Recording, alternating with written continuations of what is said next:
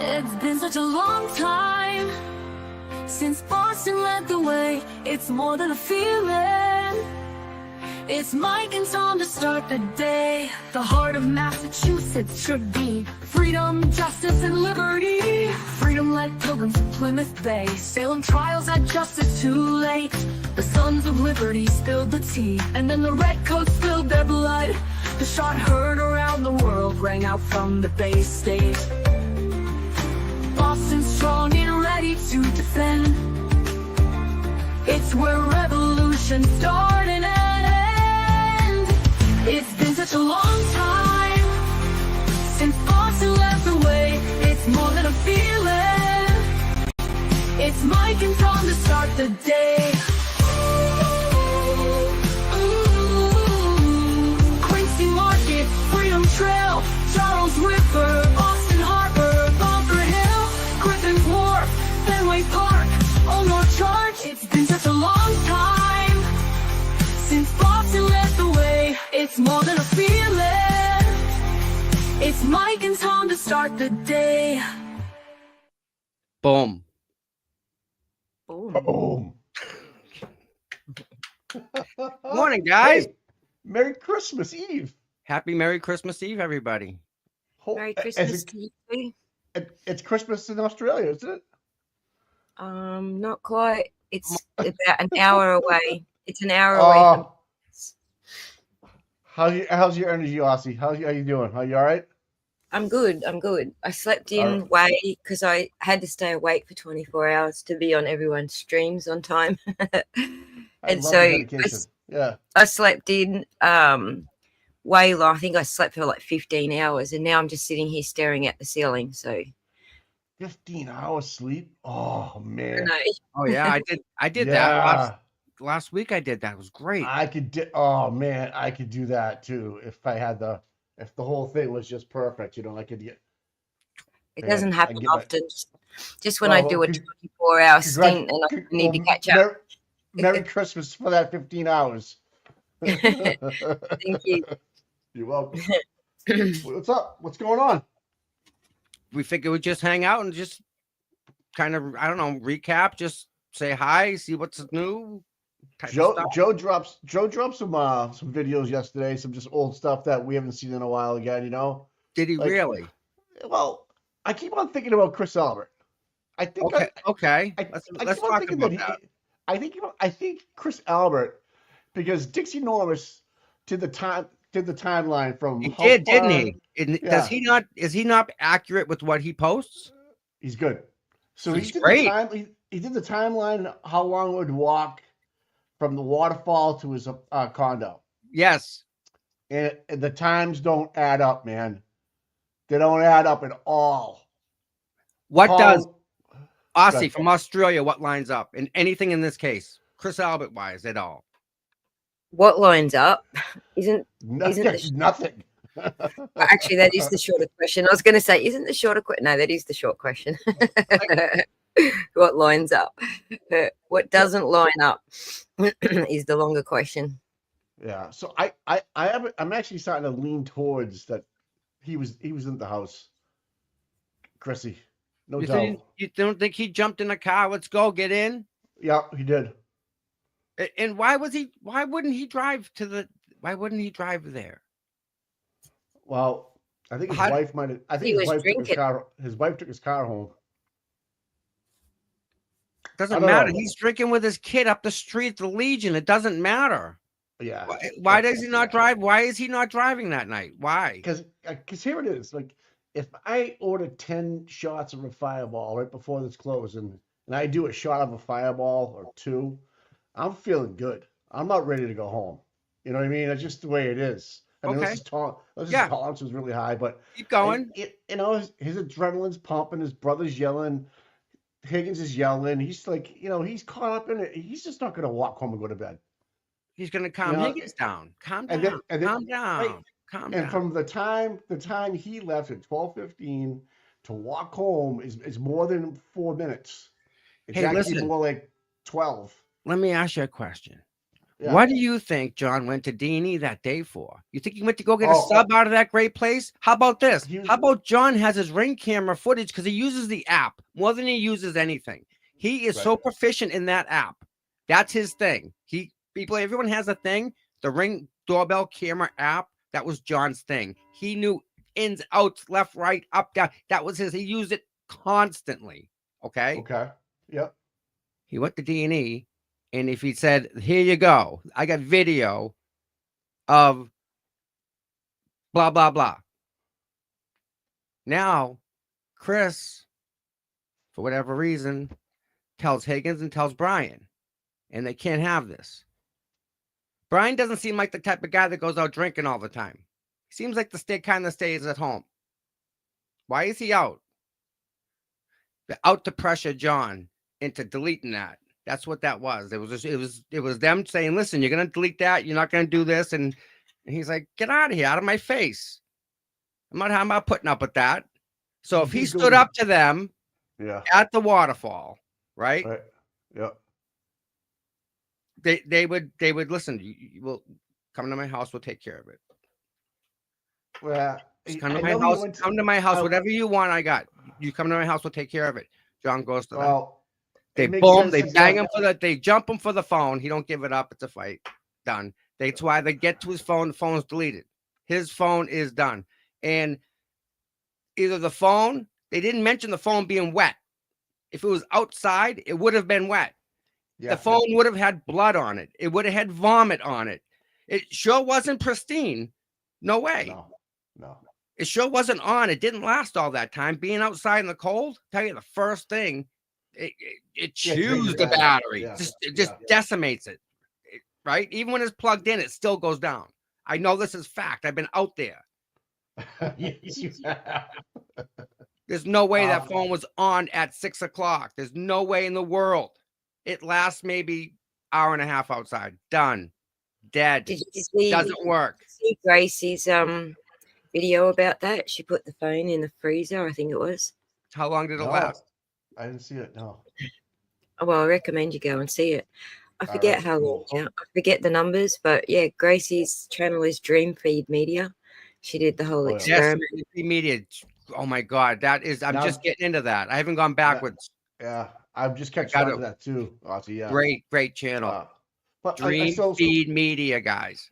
Back to Chris Alaba's pizza joint. John was in there with his nephew earlier in the day. He was. Why? Right? You think he likes that food? You're taking his shoes off when you go in his house. You think he's gonna go in a place like that?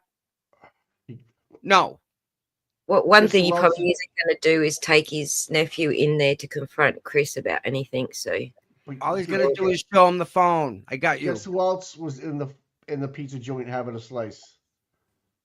Brian Albert was in the pizza joint. So that was just to meet me here. That was just by coincidence. No, I don't know. No such thing as a coincidence. Yeah, you're right. But anyways, no way. No way. He goes in there with his nephew. Where's Kevin? I don't know. You guys going out tonight? I don't know. Mike Camarado takes him out. Kevin, because Kevin's the one he's dealing with. Right. I got more footage for Kevin. Well, do you believe there's drug dealing going on, or do you think there was something? I don't. What would John record that was so bad that they wanted to take the phone from him? Maybe that was a rumor started by KP, incidentally. Yeah. That's what I was going to get at, Austin. That was just a bullshit. Yeah. Austin, can I ask you a question? Sure. Like, I know how, like, you guys found out about Adam, right? And you take that trash out. Boom. We didn't know, right? Right. But when you find out at that point, when you know, there's no doubt. Bye-bye. Go. Bye-bye. There's no doubt at all. There's still a lot of people defending him, but there is no doubt from me. John did that for work. You realize that. He worked in that department. He put bracelets on them people and monitored them. He made sure they registered. He made sure they weren't where they were supposed to be. Right? He did all that. Yeah. What if he had information on somebody like that? Well, he had the picture. He's probably not popular amongst those sort of people, I would say, for starters. I know I'm not. What's happening to me right now with the backlash over the Adam stuff, if that's what he had to put up with daily, holy Hannah. Yeah. Yeah. Think about that. I think okay, so he's on the sex squad, right? The sex offender squad. Yeah. I'm just trying to Kevin Bacon, six degrees of Kevin Bacon. If John is prosecuting or putting bracelets on, a dude that Brian wants free to roam to do what he's gonna do, vice versa. It could be something like that. Yeah, I need you Confidential informant, blah blah blah, whatever the reason. You need to do me a solid, and John was probably like, "Fuck off, no way." Not this guy. John's by the book. I'm sorry. What? Search this, Tommy. It's in the private chat. Search that. Google search on that. Mm-hmm.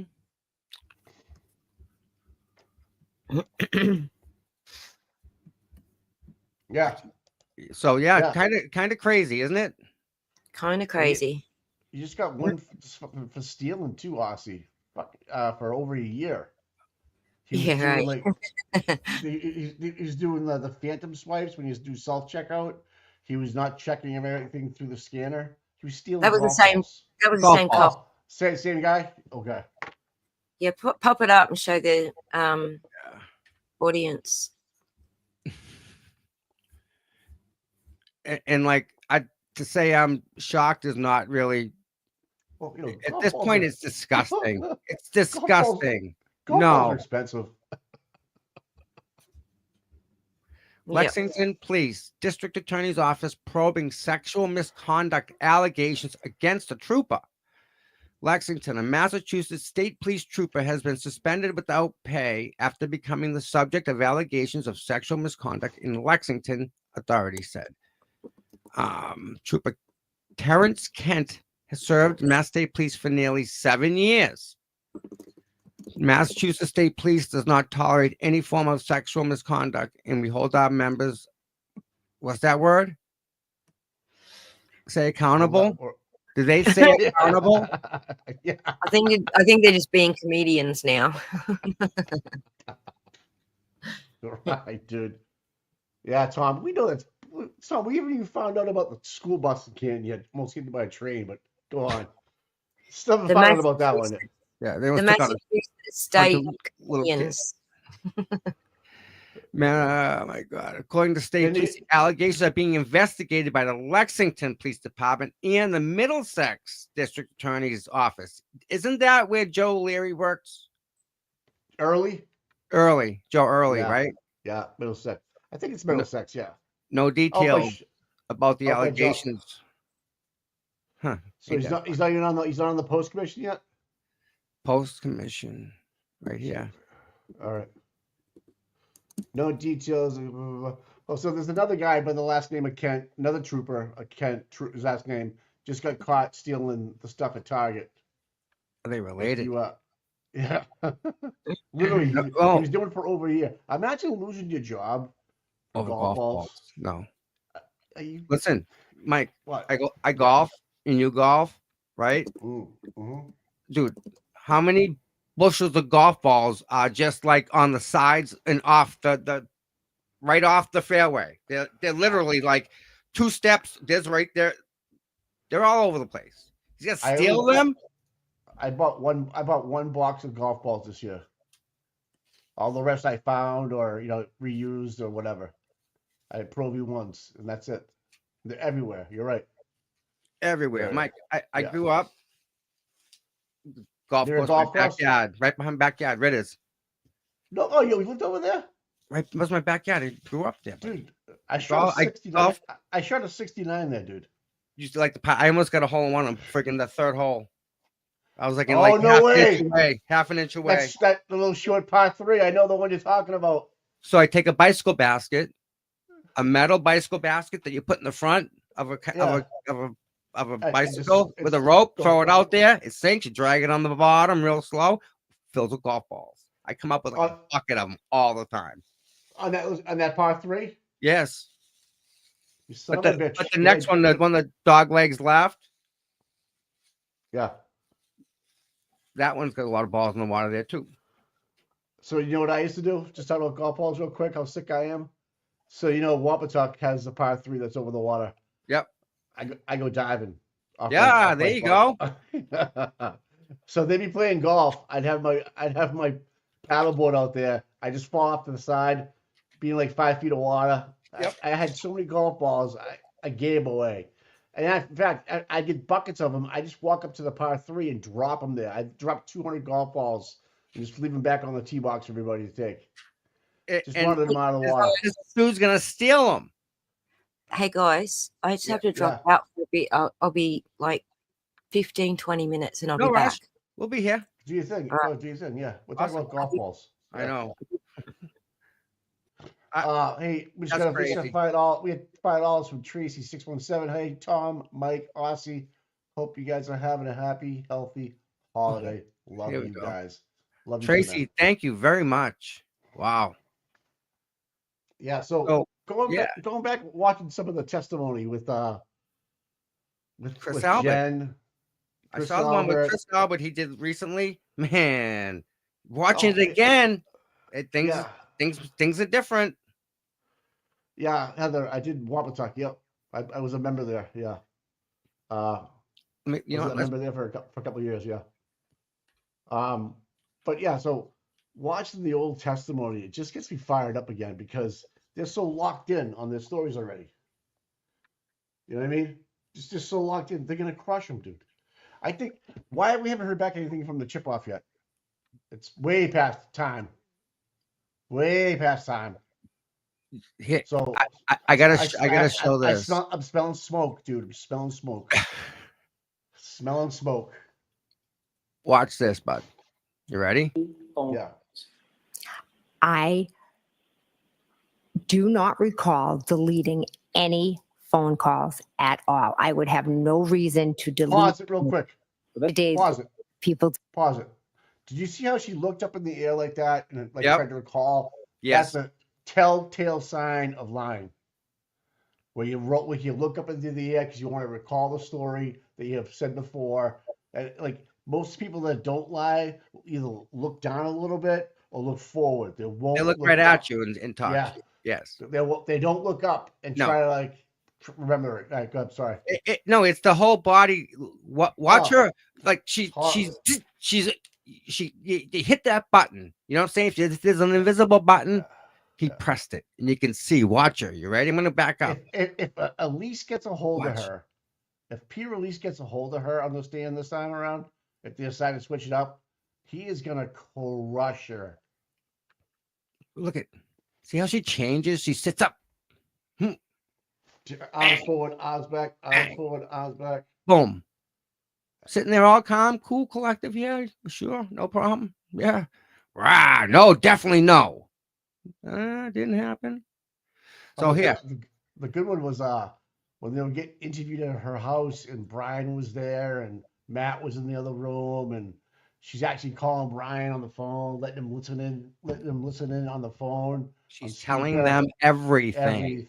Everything. What innocent person would do something like that? First of all, right? You'd want to just get to the truth, tell your story. What guilty person would do that? A lot of them. I don't know. I mean, Mike, the truth is the truth is the truth is the truth. You shouldn't need, to go back and say, I remember calling this person, but maybe we talked about this, especially a traumatic day. You don't know all the. She needs to freaking to look and say, oh yeah, well I did call that person, but I watch. Phone calls. I do not recall deleting any phone calls at all. I would have no reason to delete anything. Everyday life, people delete things, but I do not recall deleting any phone calls. I still do not recall it. I don't recall. It's very possible, but I don't recall it. Doesn't ring a bell. Sorry, I have no recommendation of that. No. Jack No. Stat. No idea. I don't recall that transaction. You guys have any Absolutely not. I do not recall any of that. This Abdul. I do not. Hakiki? No, I don't recall. I'm telling Mike. She's such a horrible liar, man. She's so bad. Yeah, She's so bad. a lot. I don't know. I can't. We still have to wait for the Supreme Court. We got all sorts of FJC stuff we're waiting for, Mike. It's not just that, right? It's crazy, dude. Oh, God. Want to watch this one? We're in the Canton Yeah. area, correct? No, but I know where she is. She's in Vermont. And that previous testimony, that information has all been given.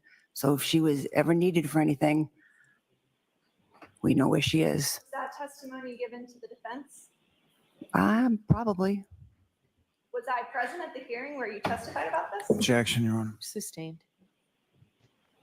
Your Honor, can we approach? Sure. Mike, Such bullshit, dude.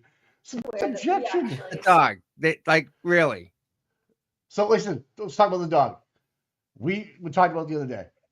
If they have the dog, they can produce Chloe. Yes. God willing, they can. That still will help us because we have dog fur from the carpet that Karen took. It's in storage. Isn't that funny? Yeah, and do you think they might be Who's smart now? right? And then she's saying, "Did you provide that to the defense?" I'm sure. You know, Liza Lilly would not walk her up to that question and then not know the answer to it. And the answer was no, you'd never provided any of the information to us at Nope. the time. Because, like I said, every lawyer knows the answer to the question before they ask it. That's Correct. 100% true. True story.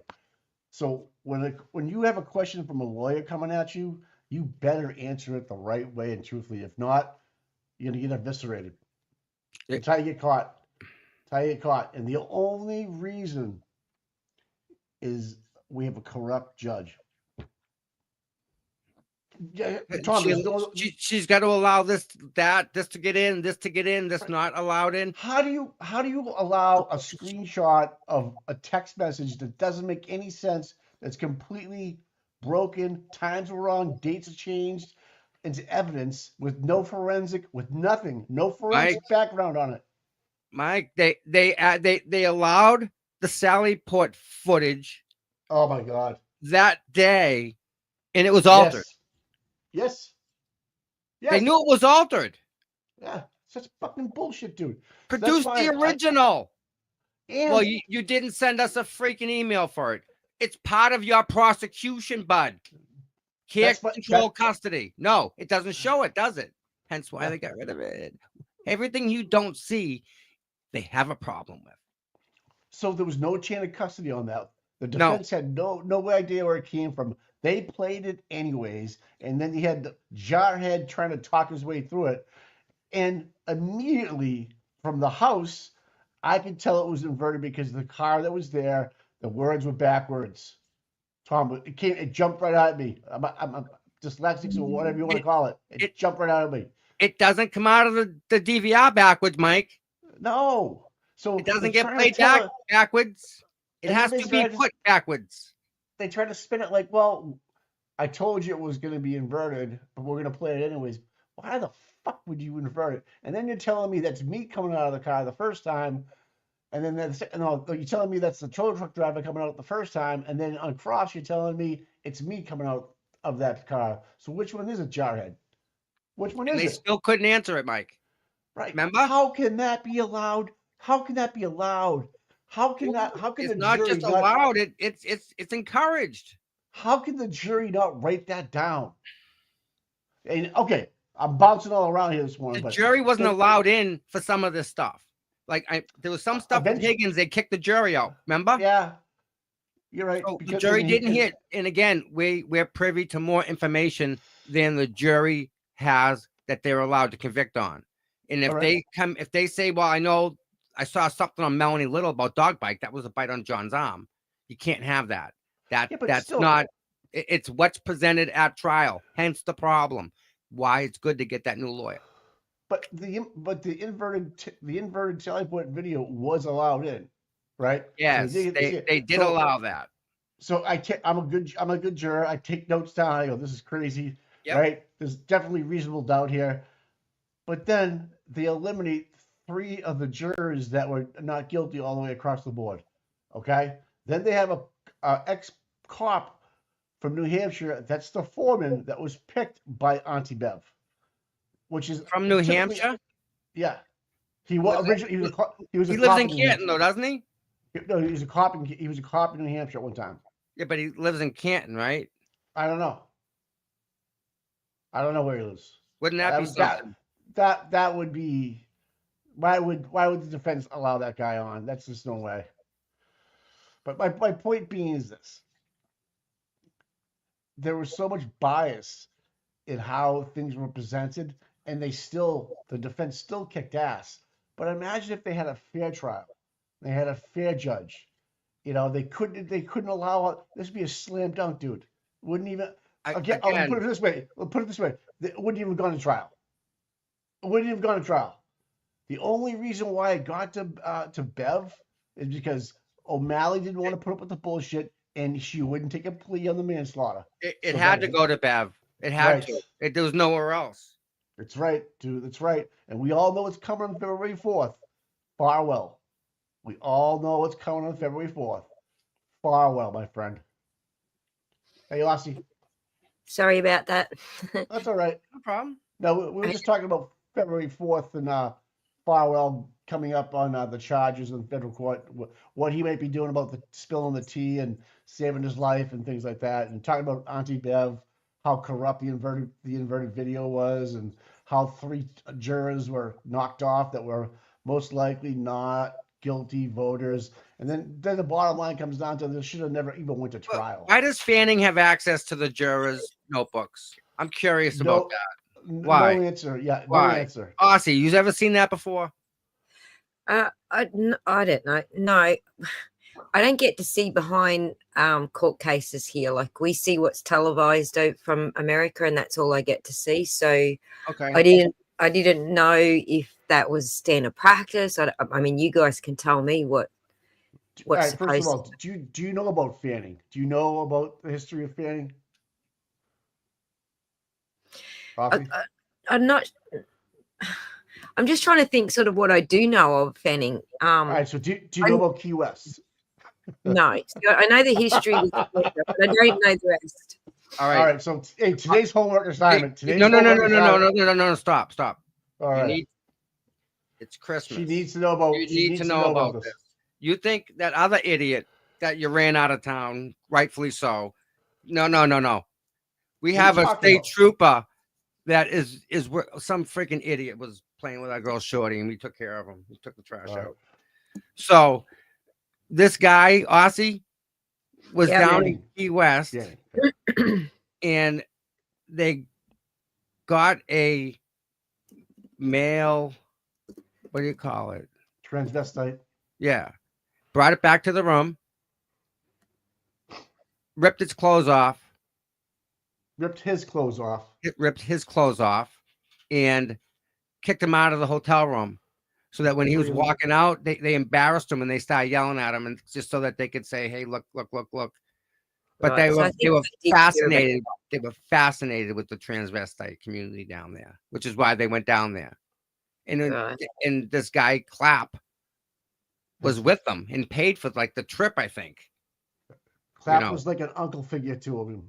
And then so he was down, and Clapp he likes what you like, Aussie. Yep. Yeah, I heard of some of this stuff. I think I've heard. I can't remember who. You know what has it on? Truth and Transparency. Yep. Kevin Clapp interview. Right. Yeah.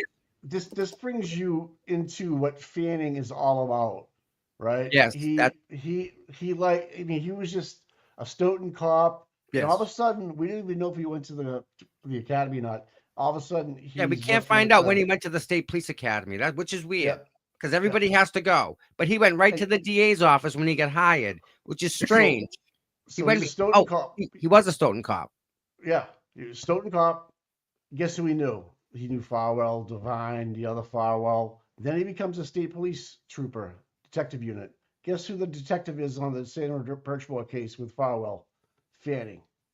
Fanning, Okay? that's right. Yep. And then now Fanning was involved with the O'Keefe situation, and now all of a sudden he's in charge of security for the jurors in the O'Keefe, the Reed hearing. So it's like, 6 ways to Sunday here. Like, why is this guy's name keep popping up? And once you read or watch Truth and Transparency, Yes. with the clap, you'll understand a lot more what we're talking about. We're being really broad about what happened down there. In fact, He's got details we're not going to talk about. Like he's got details. The person that they assaulted down there, Fanning and Devine, I think it was, actually sued in Massachusetts. Took these two to court. That's how bad it was. So from Florida, this gentleman and had Clapp as a witness. Okay, and I'll let you watch the rest of it when you get a chance, because it is just crazy what Tully, Fanning did to Mr. Clapp in his house in Brockton, I think it was. They beat him when he was in his car and then dragged him out of it bleeding and left him at the top of his driveway. This is all court documents. They beat this him. is all in court documents. And then they did something to his mother. Yeah. And they murdered his mother, didn't they, at the nursing home? They murdered his mother. He accused them of murdering his mother at the nursing home. So this is like behind the... Sorry, has Aiden written about this? He knows about it, but Mr. Clapp he likes to talk. He went on the record and he told everybody. But it's in court documents. They've got it all on an affidavit. It is so. It ain't right. It's so not right. It's just, you have to watch Truth and Transparency. I think because they have all the court records and Mr. Clapp is actually talking, or you can just Google it and all the court docs are there too. But when I tell you it's a fucked up situation, it's a fucked up situation, and no one talks about it. Just gone away. And then you have Fanning's got like 4 or 5 kids too, married. So it's just this is the way the whole thing worked with him being a Stoughton cop. Birchmore happens. He's a state trooper. He is the lead detective. No one gets charged. Garrido's on the case as well. Can't find the messages. Then everything transposes over to O'Keefe. Can't find the messages on the phone. Fanning's in charge along with Tully and Jarhead, and it's just a shit show. And then he's the guy in charge of security for the jurors. We have jurors that are getting kicked off that are pro, not guilty, all of a sudden. So you'll see if you have time today. I don't know, it's Christmas and stuff, but if you want. But Truth and Transparency did like a 2-day interview with this guy, because this guy will talk and then he'll go off in another direction for a little while. Oh my God. I know the 2-day interview you're talking about, and that's where I heard it. Yeah, you're exactly right. I heard it from him. Yep. I know exactly which one you're talking about. So where's he gonna go and file a complaint with the freaking district attorney's office? What's he do? You gotta hear about what they did to his mother, though. I think I did. I did actually listen to that. Yeah.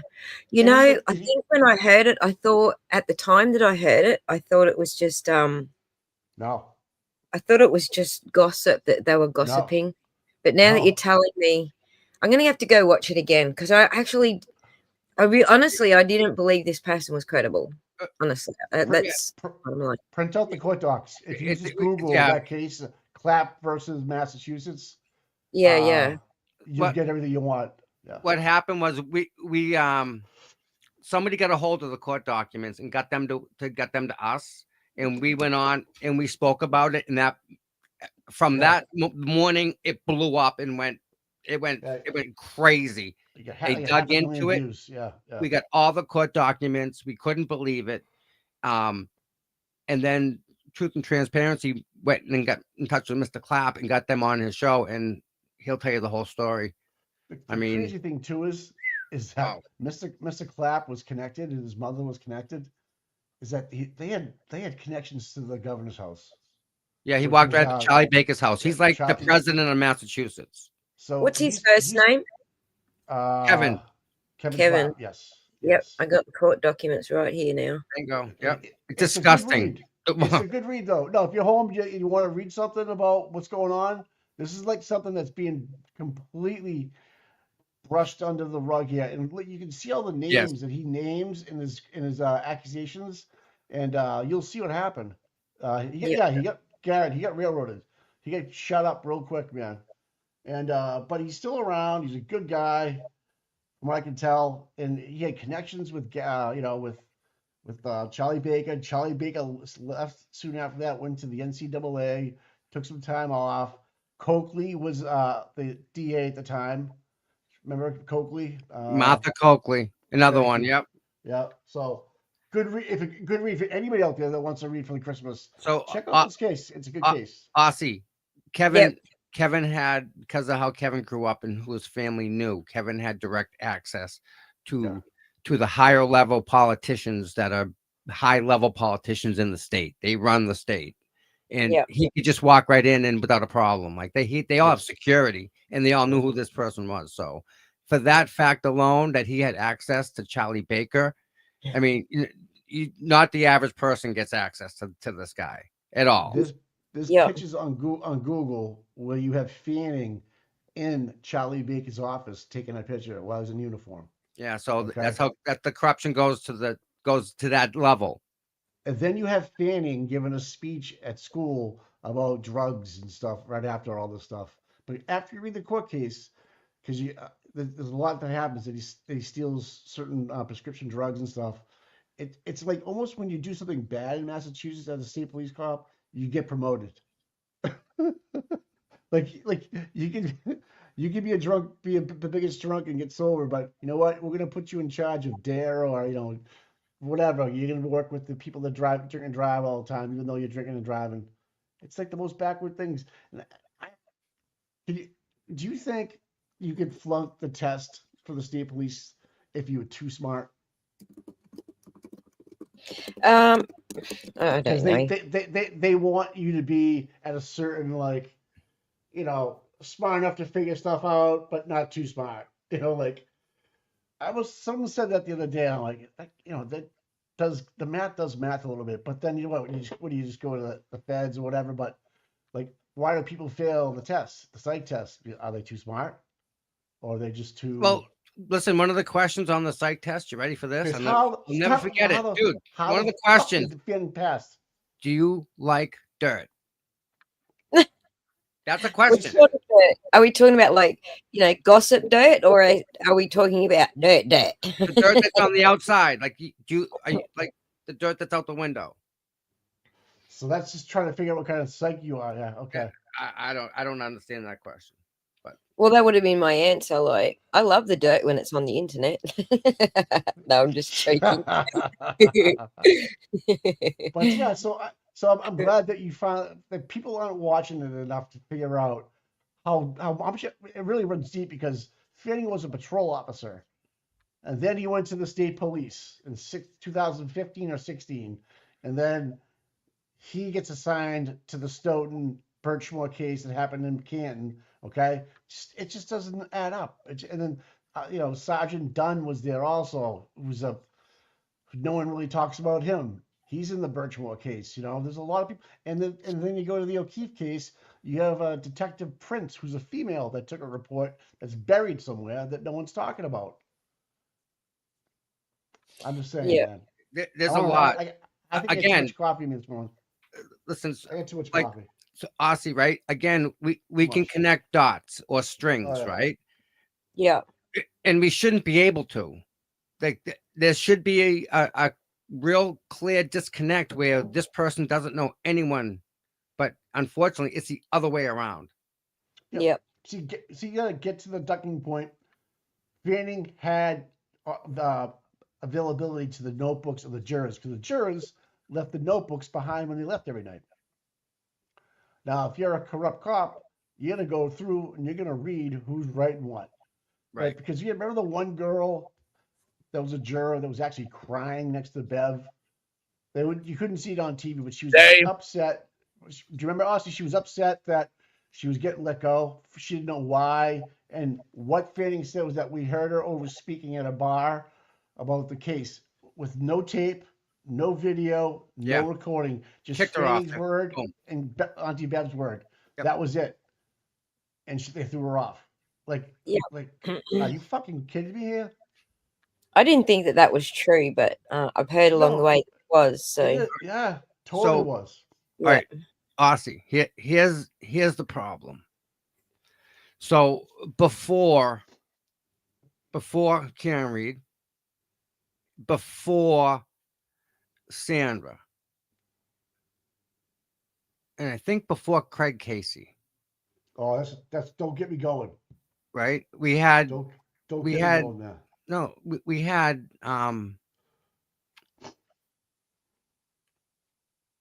we had another problem here, and this is where it started.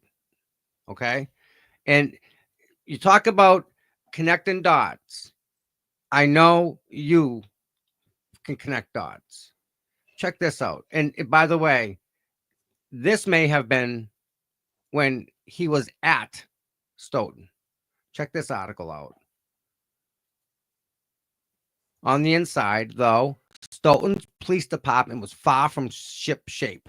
Federal authorities had set their sights on veteran officer Anthony Bickerton, who was embroiled in an illicit scheme with a criminal informant. His so-called snitch would pilfer high-value items, then Bickerton would help sell them around town. The operation, spanning a decade, ended when Bickerton was convicted in 2010. That same year, the department faced another scandal when Officer Richard Bennett resigned following a foolhardy trip to a Stoughton strip club while on duty in uniform. He snapped a picture with an entertainer known as Bridget the Midget. We'll leave it at that. Oh my God. So this is all like what went on prior. I think that's when he worked. Wow. That's when he worked at Stoughton Police Department. It runs deep, man. It runs deep. Hey, thanks, Amy, for the $2. Craig Casey was my friend. He shows better. Yeah, we're gonna dig into that case, man. We're gonna get some information on that. Oh, there's definitely we got plans for that. I'm trying to find something here. So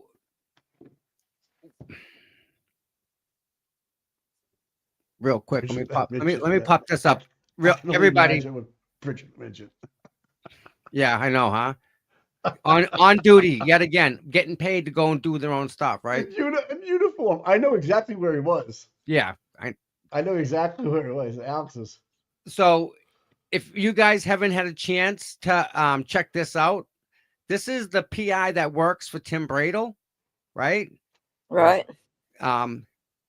It's really good. He gets into this background. I watched just a few minutes ago. Yeah, I mean I grew up with him. He graduated 2 years above me. So he was a junior when I was a freshman, and I wrestled at freshman year, and he wrestled.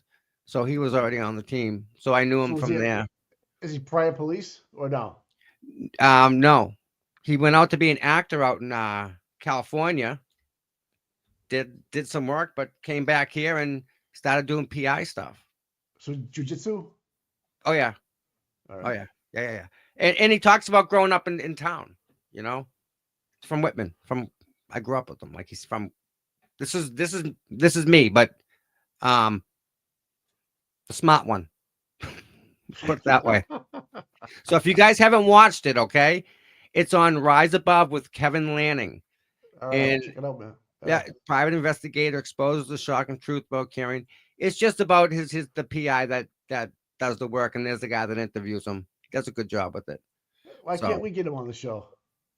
Mark Chiappetta? Yeah. Oh, but I've never asked him. You should join his channel, dude. While you're up there. Like and subscribe, will you? I will do that. I'm looking for. I sent myself something that it's not here. How come it's not here? Oh, someone just watched it last night. Yeah, wow, cool. I got this sent to me. I'm trying to forward it. It won't forward for whatever reason. All right, there. I'll just do that. Check. Home. How's How was your day off yesterday? All right. Yeah. Aussie. Yep. Sorry. No, I'm just checking on you. Make sure you're good. Aussie, you gotta speak up. You gotta say something. Will you? No, good. Just I apologize. I was actually asked to take something down, and I was just looking for. Can't find the All right. can't find the thing I'm supposed to be taking down. So I apologize. Distracted a little bit, but yeah. I've got over here the claps. What is this? This is civil action. okay. But there's more than that, isn't there? Yes. So Clapp and Fanning are when he's in Stoughton Police Department.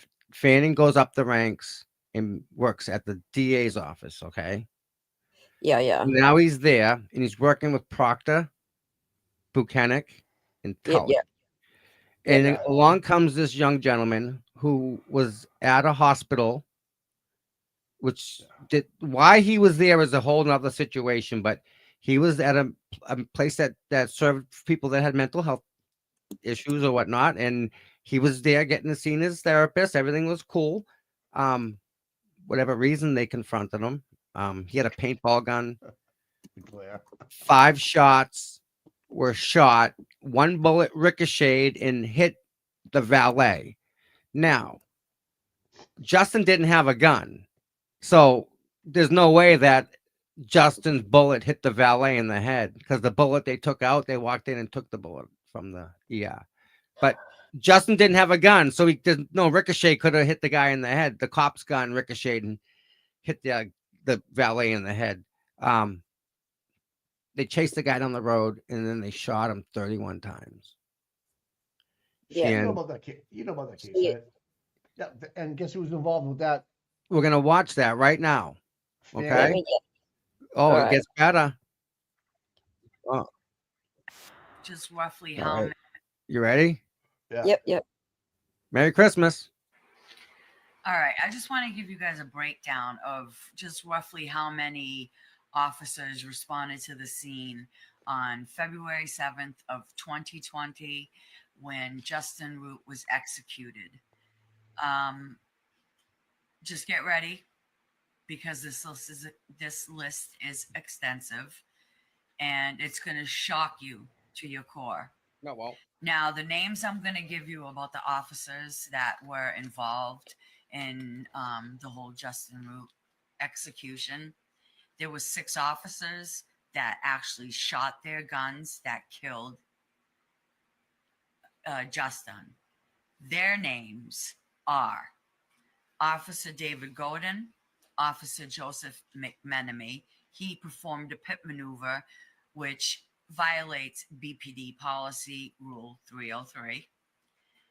Officer Leroy Fernandez, Officer Corey Thomas, Officer Brenda Figueroa, Michael Proctor, Yuri Buchanan, Trooper Fanning, Superintendent Paul Donovan, Michael Morrissey, Sergeant Detective Thomas Pratt, Trooper Conley, Detective Stephen Romano, Detective Melissa Lombardo, Sergeant Detective Stephen Whitman, Colonel Christopher Mason, Deputy Superintendent Scott Warmington, Detective Lieutenant Gerald Mataliano. He does a lot of the interviews. Sergeant Detective Thomas Barrett, BPD Detective Joseph King, Trooper David DiCicchio, Troy Askew. He used to be a former officer, but he was corrupt. So what do? BPD, subcontractor, security, Troy Askew. Friends with all of them. Sergeant Detective Richard Lewis, BPD Detective Timothy Evans, State Trooper Keith Pantazellos.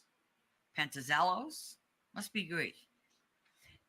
BPD Detective Patricia Durant, Lieutenant Michael Gracia, BPD Detective Kevin Finn, and Officer Michael St. Peter. He was the one that shot the bullets that hit up the Shapiro building at BWH That following Sunday, they had a crew over at BWH replacing the panels in which the shots came off of. All fixed. They went inside of BWH emergency room and actually took the bullet that was removed from the valet's head. His name is Justin Desmarais. He was hit, and they blamed Justin for that shooting, and that's why they were chasing Justin. So just to make it look like it justified what they were doing. But too bad the valet was shot before Justin was killed. Furthermore, he had a paintball gun.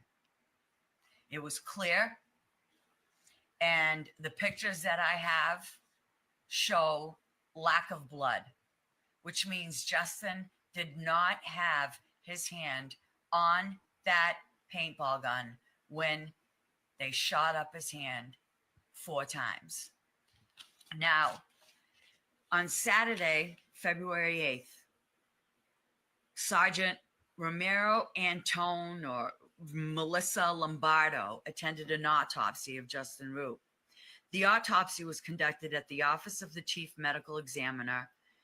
The autopsy was conducted by Dr. Christina Stanley. Add her to the list. A summary of Dr. Stanley's examination indicated that there were 50 apparent bullet holes in Root's body, including 26 apparent entrance wounds. There were 13 projectiles and or fragments removed from his body. They're listed below are in order they were removed and the location. Now, these are the bullets that were just removed, not the bullets that entered and exited. There was 1 piece of fragment from the left elbow, 1 projectile from the right posterior arm, 1 projectile from the right superior lateral hip, 1 projectile from the right buttocks, 1 projectile from the left thigh, 1 projectile from the right hand, fragments from the left knee, 1 projectile from the right thigh, 1 projectile from the left lung, 1 projectile from the lower left back, 1 projectile from the lumbar spinal cord area, 1 projectile from the right hip, 1 projectile from the pelvis. A visual inspection of Root's brain revealed non-ballistic trauma in the form of hemorrhaging. Dr. Stanley attributed that injury to a projectile that had struck Root's 4th lumbar vertebrae and resulted in blood flow from the aorta to the brain. Dr. Stanley determined that the cause of Root's death to be from multiple gunshot wounds by law enforcement, with the manner of death being a homicide. What more does one need to hold these officers accountable? What more do we need? What? This is okay. These people still have their jobs. These people have badges and guns. These are the people that we call when we need help. These are the people that we pay to protect and serve us. These are the people that we feed. These are the people that have been entrusted with the privilege to wear a badge and swear under oath that they will protect the people that they serve. The list of officers that I just read off to you is just not even a third, not even a 25%. We need to drop a nuke on the Boston Police Department and the MSP and start over. She doesn't mean a real one, by the way. That this is just metaphorically, right? Because this has gone on for decades. The root is embedded within certain departments. I back the blue 100%. I back the blue that backs me. I believe in Karen Reed's innocence. I want justice for Officer John O'Keefe. I want justice for Justin Root. I want justice for Enrique Delgado-Garcia. I want justice for Sandra Birchmore. And I know you, Matt Farwell, you're not going to do too good in jail, especially with the feds. Them guys got nothing to lose, and they hate pedophiles, and they hate cops. Good luck in Farwell. Good luck in jail, Farwell. It's going to be rough. You should be dead. Firing squad. You do not deserve to breathe the same air that we breathe. Have a good day.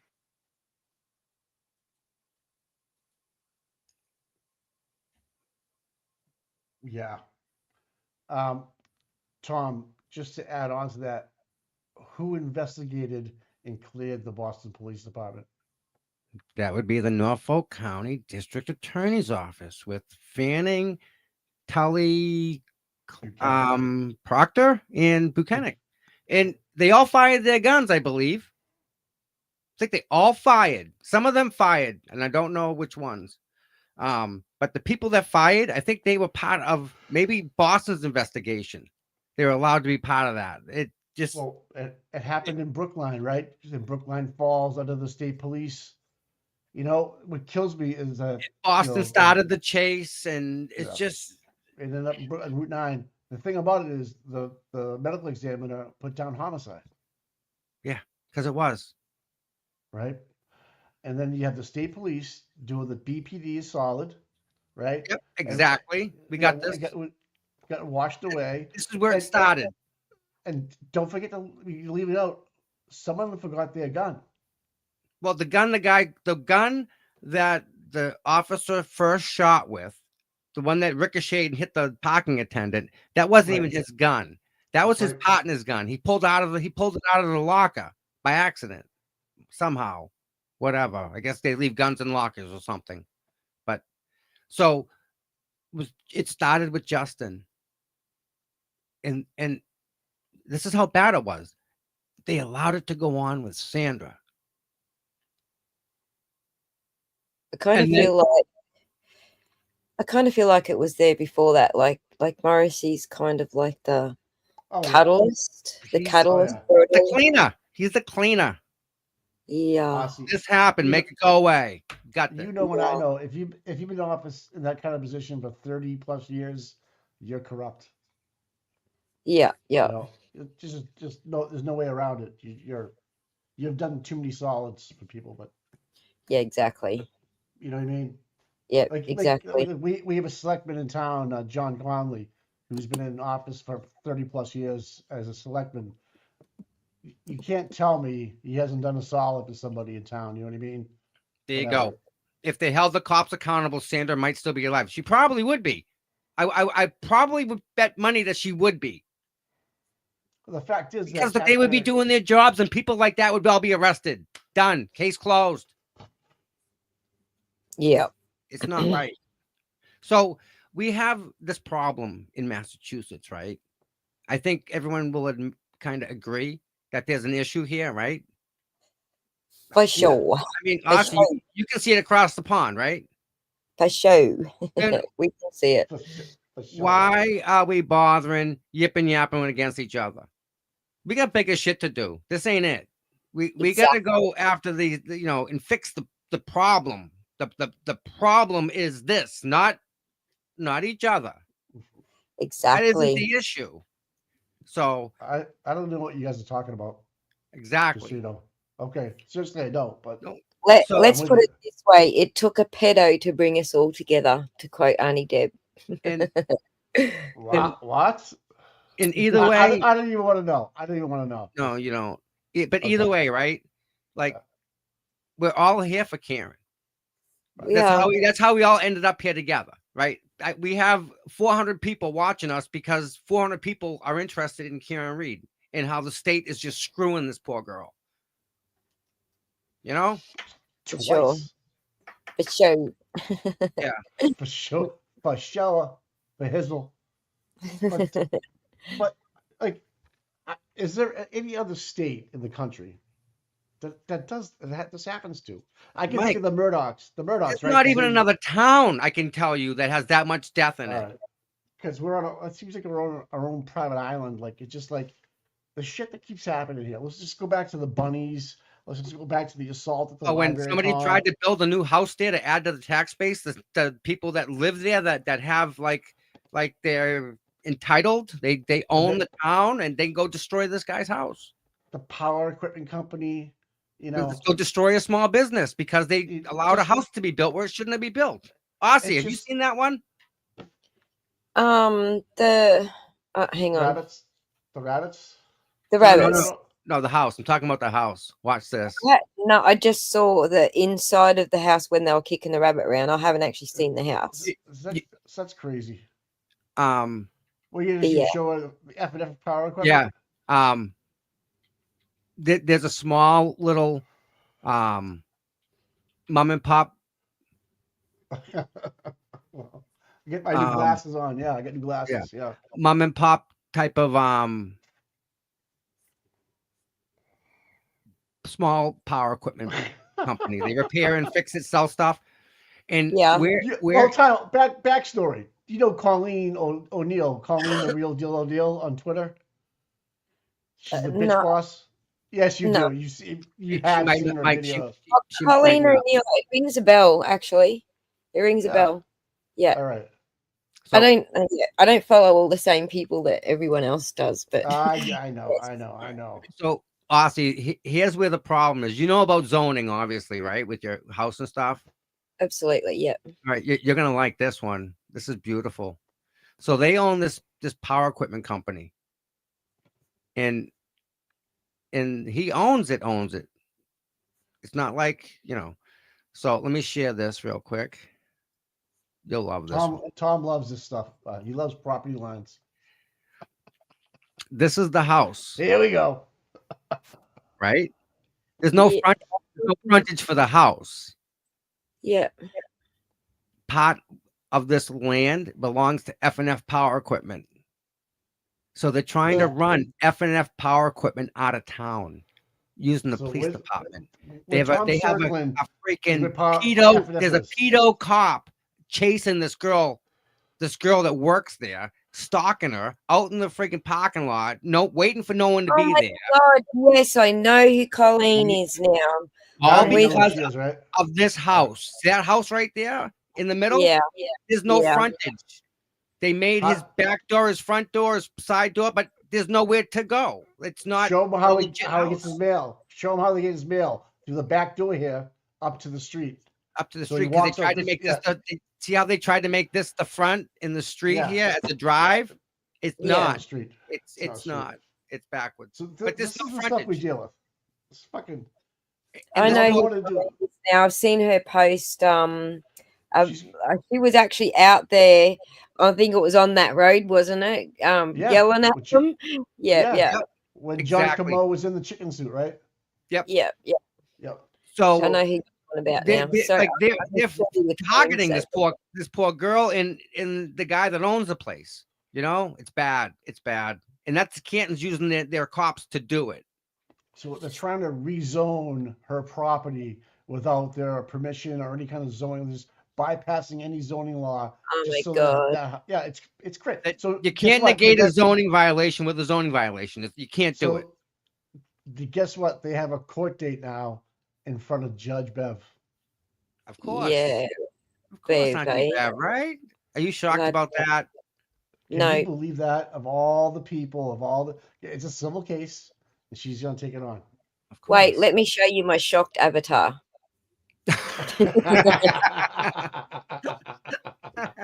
Yeah, no shit. No shit.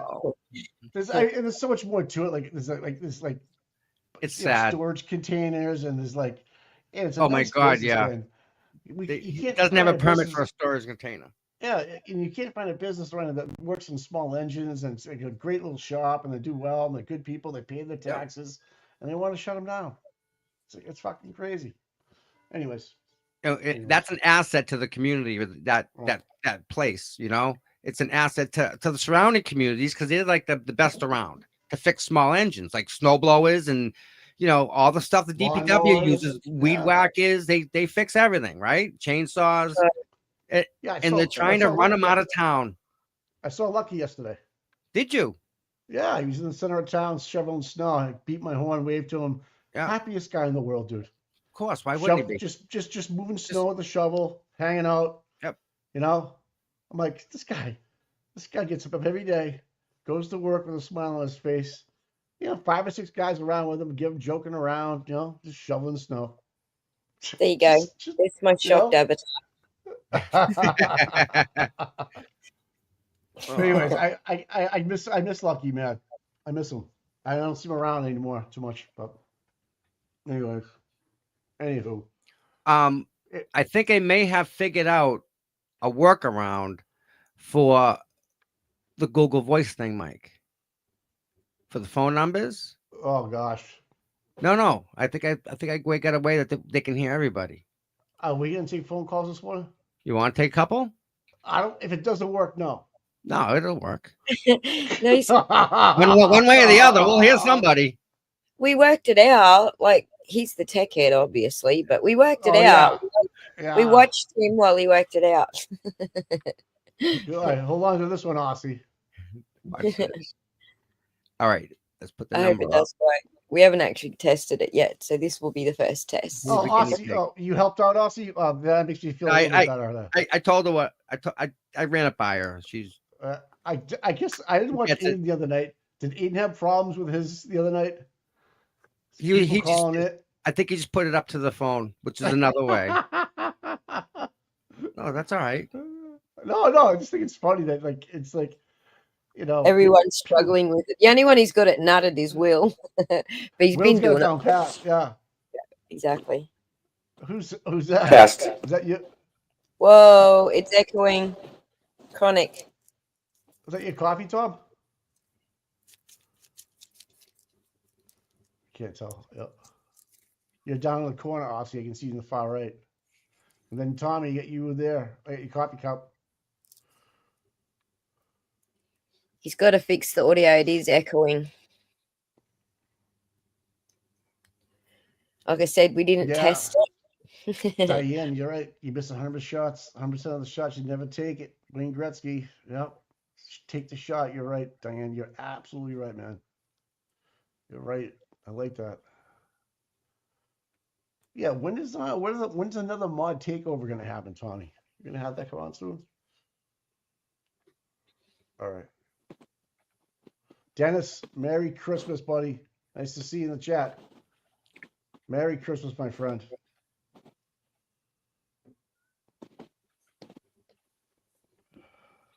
Check. So we're gonna be tomorrow. We're gonna be doing a 24-hour marathon here on Seeking Justice for Christmas Day.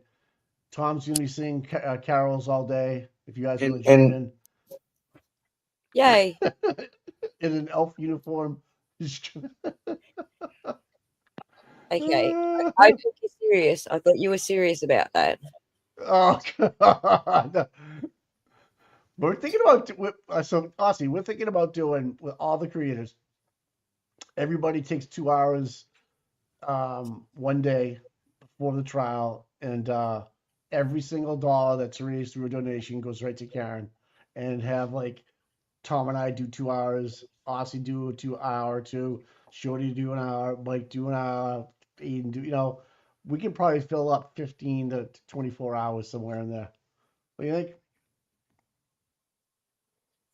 No? Yeah. That shouldn't be hard, right? I'll put my hand up. Yeah, right. I mean, even because you you're in a different time than we are, so it kind of work out a little bit with the times worked out. Yep. I'm going All to right. do a 24-hour stream next year, sometime, to pay for my Oh. crapper. Well, there you go. What? To pay for Septic. my septic system. It's like out of my price range. Your crapper. My crapper. And where you're at, you have a whole different situation because you're near like a vernal pool type of rainforest, right? Well, where I'm building is on an island, so there's a water table and a whole bunch of stuff to worry about. Yep. It's got to be. There's only one type really that they will allow there. There's actually two, but one of them, the other one, is like a bed, an aerated bed, but they didn't keep their government like clearance up to date, so I have to go with the more expensive one now. Yeah, it's money I don't have. So yeah, a crapathon we're having. There you go. Just dig a hole. So we're not even allowed to do that. Speaking of that, we have Miss Amy. Miss Amy has a channel, right? And I have all this Karen Reed footage, right? So I'm looking for somebody out there that can help me put together a long Karen Reed thing from all the times that she walked in, like if you take 10 minutes of every day, because I have all the footage, and put it together, and then take it and then copy it and just make it a loop. Yeah. Like starting from like day one. Right. Just go. Okay. Right. So then when people go to sleep, they can turn it on and just let it run. Right. Right. While they're sleeping, and people, it's watch time. So we can take that and use that money to help people. Like you do like the best like moments of. You do the best moments of 2024. And just put it on loop and then make that like a donation channel. So everyone that watches that is donating. By putting that show on at night, you're actually helping donate to someone's cause. Be like white noise when you go to bed when you're Bingo. Sleep, right? Does that make sense? I'd be interested on all the outfits she wears. What kind of clothes she's wearing. Add that. Karen Reed outfit day. Just add that to the end. But someone's gonna take them pictures. And Mike, I have so many people's signs. I got pictures of every single person's sign, I think, that was there that made it, You know what you could do, Tom? You could sub it out. You pay somebody to do it. Take some of the donations and pay somebody. I'm telling you. Yeah. You don't pay someone to do it. I can do it for you. It's a lot of work. You do a lot already. That's a lot. That's a lot. But it Yeah, is for Amy. Listen, it is for Amy. So listen to. You get a bit of a crapper and stuff, you know what I mean? Yeah. Aussie, listen, we'll talk later on about that. But it's mostly for Amy, so that we can tell Amy to go get your treatment and don't worry about money for the next whatever. You say that. Okay, now you make me feel bad. Just forget about the crap. No, I will take later. But listen, then when she's done, right, we can use it to help somebody else. And then when they're done, we can use it to help somebody else. And then when they're done, we use it to help somebody else. It'd be kind of cool if you had it for the dinner. So some of it done for the dinner, and you had everybody there, and you had a projection screen going. Figure it out. That'd be kind of cool. But you see my thought, right? We are going to do a celebration dinner stream thing, aren't we? At the end of this 2.0. We're probably going to fly you guys up here. I don't know if you guys get a chance to leave, but plan on that. How much is it to fly up here? $1,700. That's it? Yes. All right. Round trip for 2 weeks. That's not first class though. Dude, listen, you're getting anything that flies from the island to here is all right. No, dude. No, that's a too long of a flight, man. Need first class. Who are you flying where? You first class to Boston. How much? 1,700 from your end. Yeah, it's like 4,000, 4,000 to 5,000 here, or even close to 6,000 with some airlines. First class, right? Listen, why can't no? You can buy a ticket cheaper than that. What's way too long of a flight, man, for not to be up there. Yeah, well, here's the thing. From your end, it probably is cheaper. From my end, it's not. So when you convert 1,700, let me just do a quick conversion. Where the heck where the heck am I? You guys do pounds? 1,700. No, Australian dollars. USD to AUD is nearly $3,000. I have, it says one here, 655 round trip. Let me put this in. 655. Oh, it's backwards. Leaving from Melbourne, right? Leaving from, well, Shorty's from Melbourne, Mum from Brisbane. We got to get you two up here, like, and just put them up in a hotel for a week during the trial. I don't have a passport. I've never traveled overseas. She doesn't have one either. Pull my finger out. Go get one. Stop procrastinating and go get one. You know what? I can't do the ticket. It won't let me set the ticket as originating from Australia. I have to originate from Boston. I essentially have to buy one ticket. In the first leg, I have to go to the airport, get on the airplane with 2 tickets, fly there, meet you, give you the other ticket, and fly back. 12 hours economy isn't that bad, Diane. I've done a 12-hour trek on a train before. Fucking Federal Express, dude. Federal Express a person? No, FedEx. I actually fit in a suitcase. You can FedEx a suitcase. Oh, stop it, Mrs. Boone. Oh my. I just listened to that case about the suitcase. That was crazy. Yeah, look, it's easy. It's easy. Just slap a postage stamp on our foreheads and chuck us in the mailbox. Victoria. All right. What are we doing, Tom? What are you trying to do? Get the phone number up still? What's going on? I'm looking at trial starts in April. May 3rd. By then, you should have getting a passport. It shouldn't take you that long. Oh, if you want to come up, I'm not saying you should. You got a lot going on, so I'm just throwing it out there. Reby, I do have actually all of my Karen Reid album monetized. It's on iTunes. I'm trying to think of all the places. It's on iTunes, Spotify. It's on all the music places. I can't remember them all. Really? Yeah, the Karen Reid album. It's called the Karen Reid album? It's called Free Karen Reid. Free Karen Reid. I'll check it out. On Spotify, the whole album. Right. Cool. I'm looking at Expedia and it's not letting me. I actually got an issue getting my money from them because they can't, for some reason, I don't know, they've got a problem with the processing the Australian tax file numbers. That they want an American one, and I don't have one, but I'm thinking Abby might actually help me out with that so I can actually collect the cash for it. So she needs a way to offload some tax bills, so I'll send it her way so she can call it donations. There you go. Yeah, I've been headaching with them since I did the album back in, when was it? June? May, June, I made the album. And we've tried 100 times to do the TFN. Australia's got a tax file number, TFN. And they keep rejecting it. Every time I put it in, they reject it. I'm like, yep, I give up. So yeah, I'll have a yak with Abby when she's back from Christmas break. So that must be like an EIDN number, Mike, over here. Yeah. It's a different amount of numbers. So mine's short X numbers, and they're like, yeah, nah, can't have that.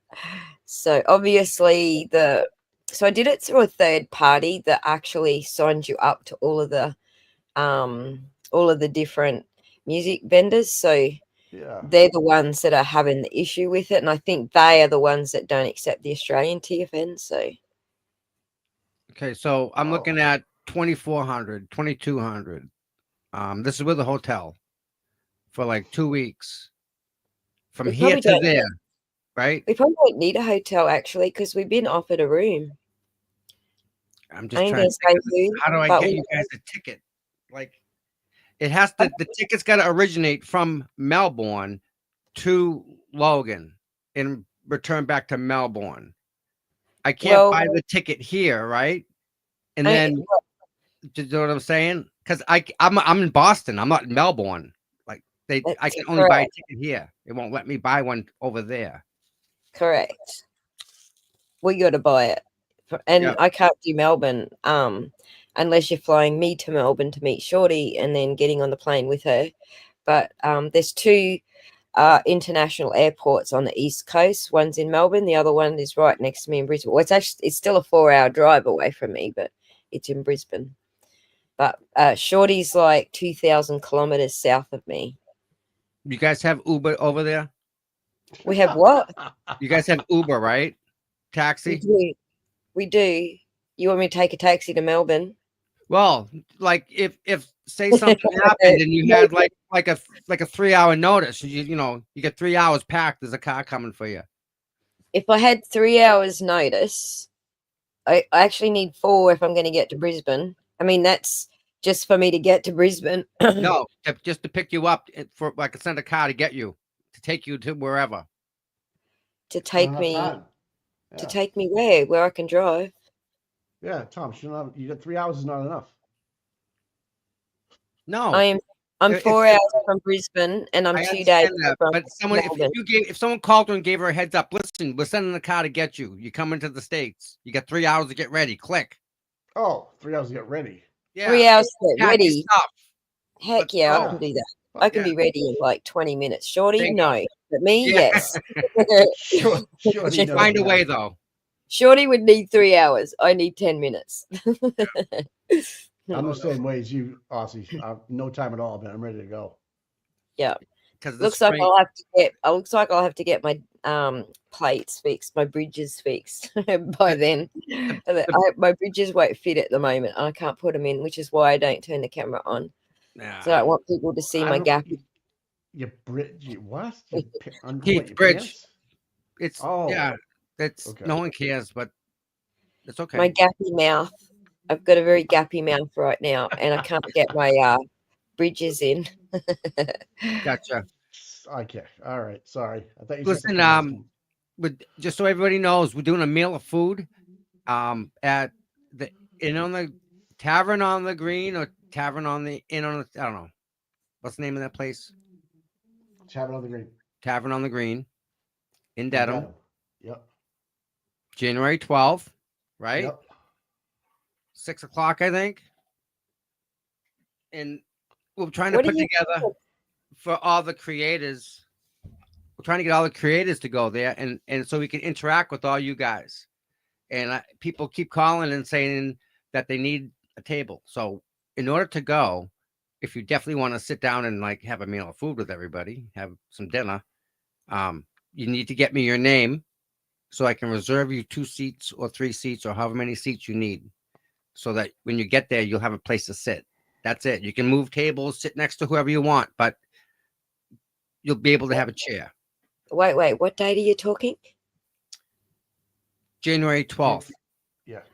Wow, I don't know. I don't think I can get I can't get a passport that quick. Yeah. No. This shit takes months. It takes months. Yes. We're going green on this one with you. All right, we'll just discuss it offline. But I don't think I can get a passport that quick. I think it takes at least a month for them to process it, and then at least a month for it to get there. So you got to have all your like little photos and everything all done first. So you got to book in with someone for that. So yeah, it's not as simple as like I have a passport overnight. We'll pull you up at least on that. So here's a calendar, right, of everything. Yep. And what's coming up. Is there a court case today? Yes. Let me just sing out and see how long the other passport took. Hang on a second. We got Karen, Aiden, and Rich. So okay. Today is Yep. Just, Hang on. I need to ask how long the other passport took. Hang on a second. So yeah, LG's in Albro today. Yeah. And all we gotta do is look at somebody's Twitter. We'll know what's happening there. Yeah. Someone just posted a picture of Craig Casey. What are we waiting for? The Supreme Court ruling, right? Yes. Yep. They, The SJC ruling. yeah. So On they went on. on what? What was that They went- about? Well, that's to fight the 1, 2, and 3 charges, double jeopardy. Yes, So- Bob. That's part of what, Bob. That's what is part of what takes so long to get the visa part.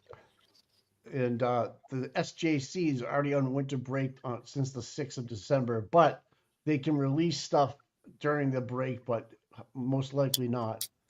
So we'll see what happens. December 6th is what they're on break till they started they then. went- And they yes, come back yes. January 6th. I'm not sure Yeah. when they come back. So there you go, Ree. You got to get your passport through, and she's saying 6 weeks because I'm pretty sure my son's took that long. And then you got to get the visa. That's the bit that takes another like 4 weeks or something to get your visa, because they do like a criminal check and all that on you. Yeah. You and Shorty should probably take a peek at that and see if it's even something that you guys can even think I about think doing. I think she's already organized hers. I think. Okay, because it would be nice to get you guys over here and just, and the time to come is the spring, when Right. it's, it's beautiful in the springtime here in New England. All right. Is there anything else we're awaiting? Anyone in chat? Anything you guys in chat want me to put on the board? Have you figured out February's fundraiser for Aiden yet? No. No. Okay. Justin, just fly to Mexico and walk across. There you go. Don't ask Sarah Boone to zip you up, Ozzy. Oh my God. I hate to say it, you're probably right. We could pick you up in Texas and get you back here quicker. Probably. Goodness. So anything else that we got coming down the pipe? Does anybody know? Anybody? The one I would like to be there for is when Karen's acquitted. We know what's going to happen. That's the one I'd like to be there for. Oh, it'll be an awesome day. Right. And that's not till April. And that gives me, the time to organize my end. Yep. I never really had the desire to go overseas, unless you count Tasmania. That is over a sea and it's not part of the mainland. But you don't need a passport to do that. So but that's my overseas trip over to Tasmania on the ferry. I think you'd really like it here. Yeah. All right. So anything else for the board? Anybody? Real quick, if I put this down. Anyone? No, we're good. All right, cool. So No. This is the board, Mike, because we're gonna do a show every day in January. Oh yeah. So we're gonna live off this and see what's up. On that board, you should put on what creators are going to come on and join us. We can do that. Melly, that would be so awesome. Was it Melly the one that last night? Was she Melly's on your show? I just watched her. She was good. I watched that. Yeah. Okay. Hi, Melly. Good to see you. Thank you for being here. So whatever we got for we put that on that. Yeah. What else, bud? There's court today. Yes. Who's that? Attleboro. This is It's, for LG's rant, I guess. against that lady online. The lady got a HPO against her. Laura, was that her name? I don't remember the name, but it was bad. That she called and threatened to murder her and her children. Oh, hang on. She Who was was it? not nice about it. Mary. Yeah. Mary. Yeah. Nothing should get to that point, and I know, because I mean, you get caught up in the trial, you get emotional over stuff, and I asked Aussie, right, like what are we doing to ourselves as creators, right? I mean, because there's a lot of stuff that we know that we can't even talk about, right? Stuff that'll destroy Josh Levy's case, right? You can't talk about it, so you have to walk around that, and you can't take this road because that's definitely off limits, and you can't do this one because that person didn't say you could use it. So yeah, what are we doing to ourselves? You're sending it all to me because I can do whatever the hell I like, man.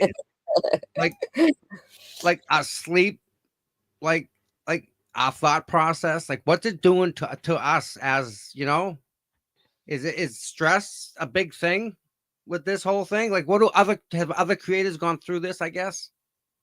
You look in the true crime community, the dramas that we're going through, like interpersonal kind of dramas that we're going through, these are they're not uncommon. It's normal. But what we've got now is you have to remember when Law and Crime and those bigger networks were airing this trial, they had hundreds of thousands of viewers, so worldwide viewers, and then the polls were telling us around 90% of them all felt that Karen was innocent. So we're talking about hundreds and thousands of people who support Karen Read. Now you're not just talking about a little group of people who go and protest on the sidewalk. You know, you're talking about hundreds of thousands of people, all with different personalities, all with we all come from different countries, so different laws, different politics, different everything. The one thing we all do agree on is Karen Read, but that we're going to have interpersonal dramas, that's just normal for a crowd this big. It's a big crowd. Right. Is that what you're talking about, by the way? What does it do to the people on the inside? Like to you, to me, to Aiden, to Mazza, to Mike, to Shorty? Like, what does it do to us? Like it can be a lot of stress if you're not used to it. Like my first dramas on the internet, they really did upset me. And we got to remember too that for Shorty, this was her first drama on the internet as well, which is why I sympathized with her. But for people like me, you know, we've been here for a bit, we've been through a few, and we've kind of toughened up to it, if that makes sense. So you get used to it. You really do. And then you've also got, you know, people in your comments all day, every day. So you've got to go and filter through all well, I don't know if you filter your comments, but I do, because I don't want Karen or her family or anyone coming into the comments and seeing hate. So I do filter the comments. And I make sure that, you know, my comment section is fairly friendly. Like, I wouldn't say to the point of family friendly, but friendly to the family, to the Read family. Right. And I take respectful. Right. So that means I've got to read a lot to freaking comments. I've only got 16,500 viewers. I don't even know what people like Will and stuff have to look at in their comments. I can't imagine, because their chat flies. Right. So, I mean, there's a point where I've got to stop doing it because it's just going to be too much for me to do. But at this point, I am doing it. So I see all the negativity. And you learn to grow broad shoulders and take a teaspoon of cement and toughen up, essentially. But you got to go through, you know, you've got to go through those motions to learn how to toughen up. Like everyone has to go. I took some advice from Joe Rogan. I don't read them. Right. Yeah. Well, doesn't even look at them. But again, right. There will be a point where I can't because there's too many. Yeah. So yeah, that's half his problem. But the other half is because I don't want to hear the bullshit either. If you know, he's more or less like, if you like me, you like me. If you don't, you don't. I'm not going to read him anyways. I'm not going to respond. I think like 6 people he responds to, like Elon, Trump, or whatever, who they might be, whatever. When people make a comment, I try and put a heart underneath it, right, to let them know that I see their comment. But if I were Mike, I can't respond to every comment. I mean, reading is one thing, right? But responding, I can't. There's just no way possible. So I'm just hitting the heart on the bottom of the comment. What I don't like is I'm coming to your house. Yeah, let them. You know, I wish they would. Bring it. You know, But like the name, you need a ride. The other stuff, I actually laugh sometimes because they're pretty funny when they say shit about me. I laugh my ass off. I'm like, if I put LOL in here, it's just gonna encourage them. But then I just have the bitch button. I go bye bye. Yep. You know, if they get too much, I'm just like, I don't have time for this. See you later. Because I mean, it you know, to see Shorty put herself out there, which she does, you know, that alone is a big thing, and to have anyone step on it isn't right. anybody. I don't care, because she's, she's a person too. She puts a lot of work into her channel. I mean, she cares. She genuinely cares about her channel, and Yeah, I genuinely care what other people are seeing on my channel. I don't want other people to go through stress, so I do the stressful part for them. So right. in the chat, if you want to abuse people in the chat and start arguments, I'll probably silence you. People complain about that constantly. They don't like it, but it makes a friendly chat. It makes it so that you can go there and not have a stressful time. And like, people pick on me all the time in the chats. It's terrible. But it depends where I go. But obviously there's some people actually take care of, the chat more than others. But yeah, it can be stressful. When you're watching another content creator, you're in the chat chatting and people attack you? Yes, of course. Okay. All right. All the time. All right. I don't know. There's people going around saying that I stole money from a GoFundMe, and the only GoFundMe out there that I've been involved with, I'm the freaking recipient. Like, it's like, listen, that's like Justin Root shooting somebody. He had a paintball gun. How does that happen? It doesn't. Yeah, exactly. So yeah, but I think I worry more about my chatters' mental health than I do about my own, I guess. Okay. I can see that. Yeah. Yeah. And obviously my friends, my friends' mental health. If someone, comes to me and they're really, really upset, of course I'm going to go back for them. Of course I'm going to take, I'm going to take the punches for them, if that makes sense. So yeah, absolutely. And I totally understand that. And I'm the same way. So I get it. And I wasn't born with empathy, incidentally. I actually had to learn it the hard way. Oh, jeez. I'm an empath, man. I'm telling you, it's weird. So it's good that you had to learn it, because if on the other side of it, you give too much, like you forgive too much, you care too much. It's horrible sometimes. Right. Like, No, you had to learn it. much. And I want to try to unlearn it. You know what I mean? I'm trying to like go the other way with it and like not care as much. It's hard. I can often overlook things because I don't have the natural empathy. It's something that I really have to focus on. So I can often overlook that someone's going through a hard time, and then, pay out on them real hardcore and then go, oh, wow, did I just do that? I mean, that's why with Melly, Melly came in and paid out on her hardcore. And then when I realized what she was saying, I was like, yeah, wait, we got empathy here. Pull that back. So yeah, it doesn't always happen straight away, but eventually I get it. But being, on the spectrum is part of that. You really do have to focus on some stuff when you don't got it. Dennis Sweeney saying, we're in the home stretch, stay together, we ain't got no quit. No doubt. He's right. Right? We ain't got no quit. Absolutely. So all the bullshit that's going on between all of us, we're just gonna fucking squash it, right? Let it go. Let it go. Squash it. Yeah. Next. RBA, I am 2,000 miles away from Melbourne. I don't do anything, but we have beach drum-offs here locally. And my landlord, who lives right next door to me, he actually plays the drums. So we go and watch him at it's called the Shannon. It's called the Shannon Markets, where he goes to play. It's pretty cool. Oh, you guys have like bars and stuff down there? You guys have like running power? You have electricity? Do we have electricity? You're not running on a generator right now?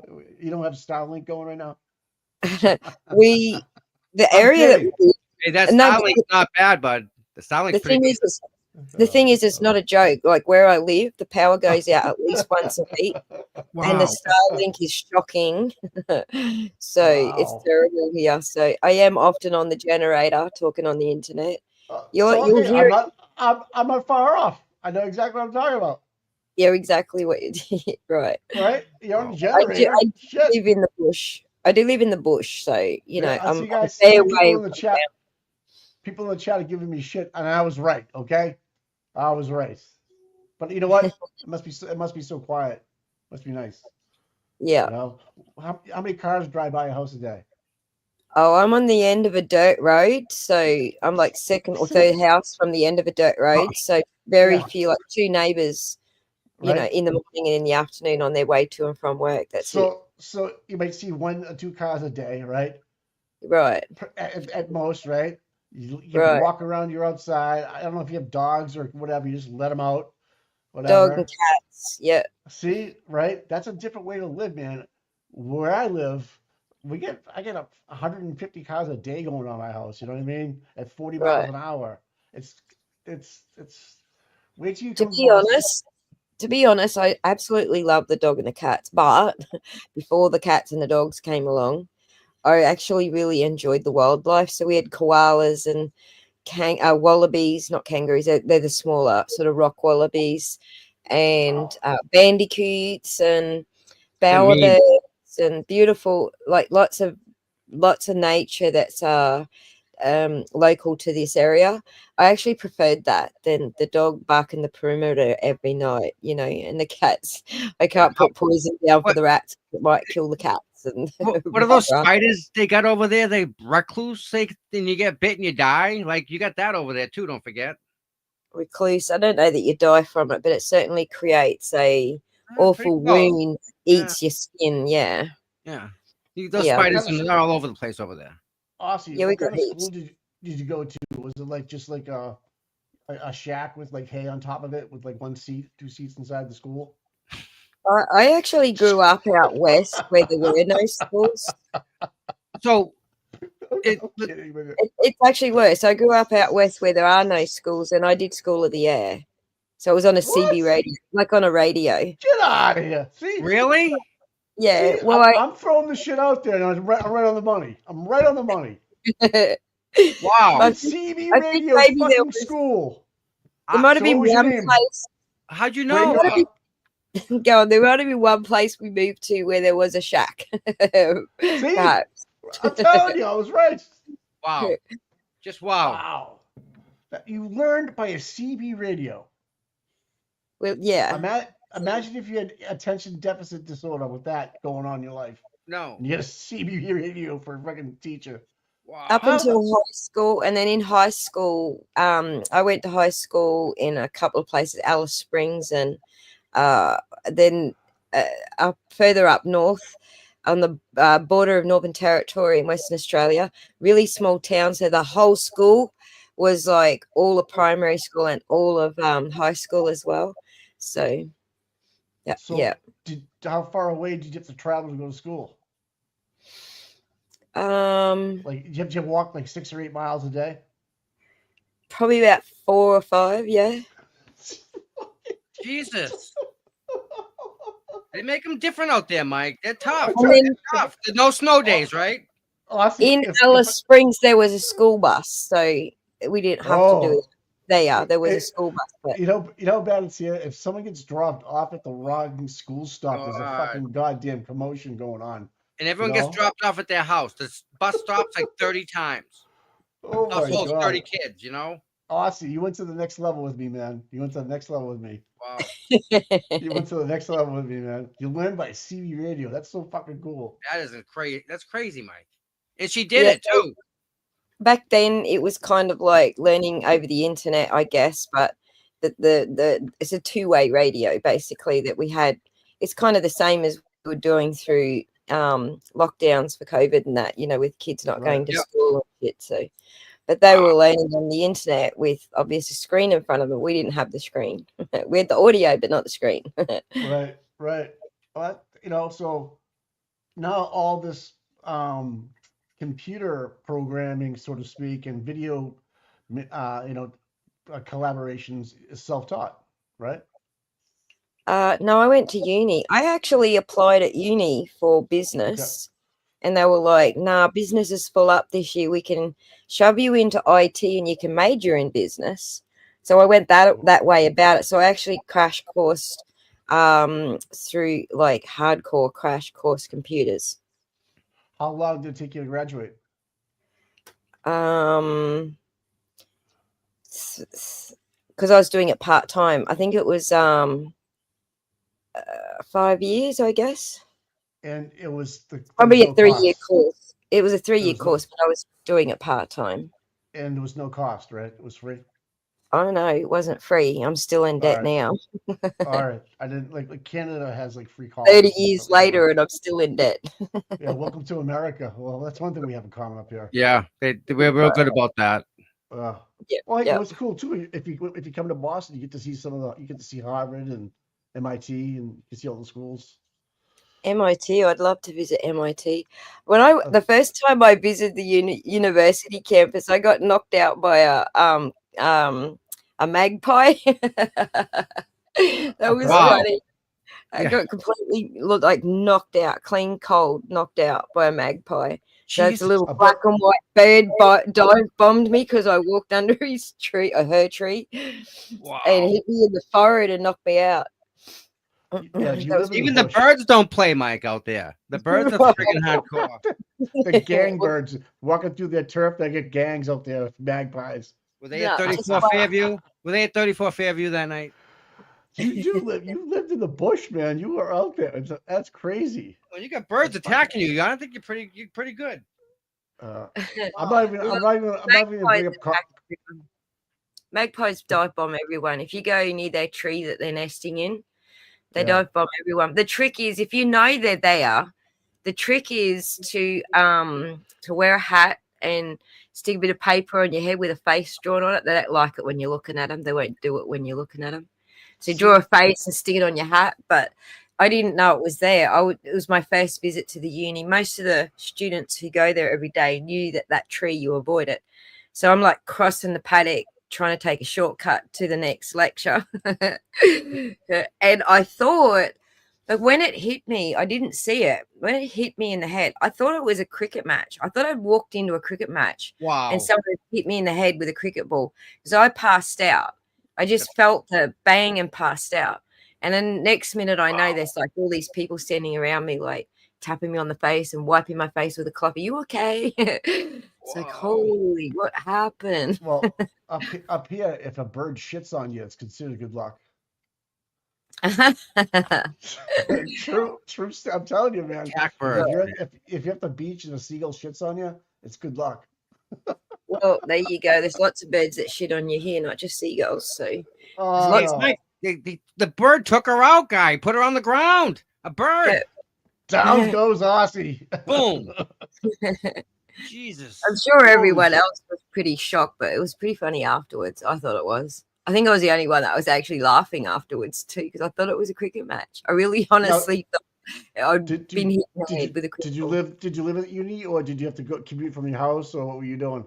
No, I was external because I couldn't do it internal.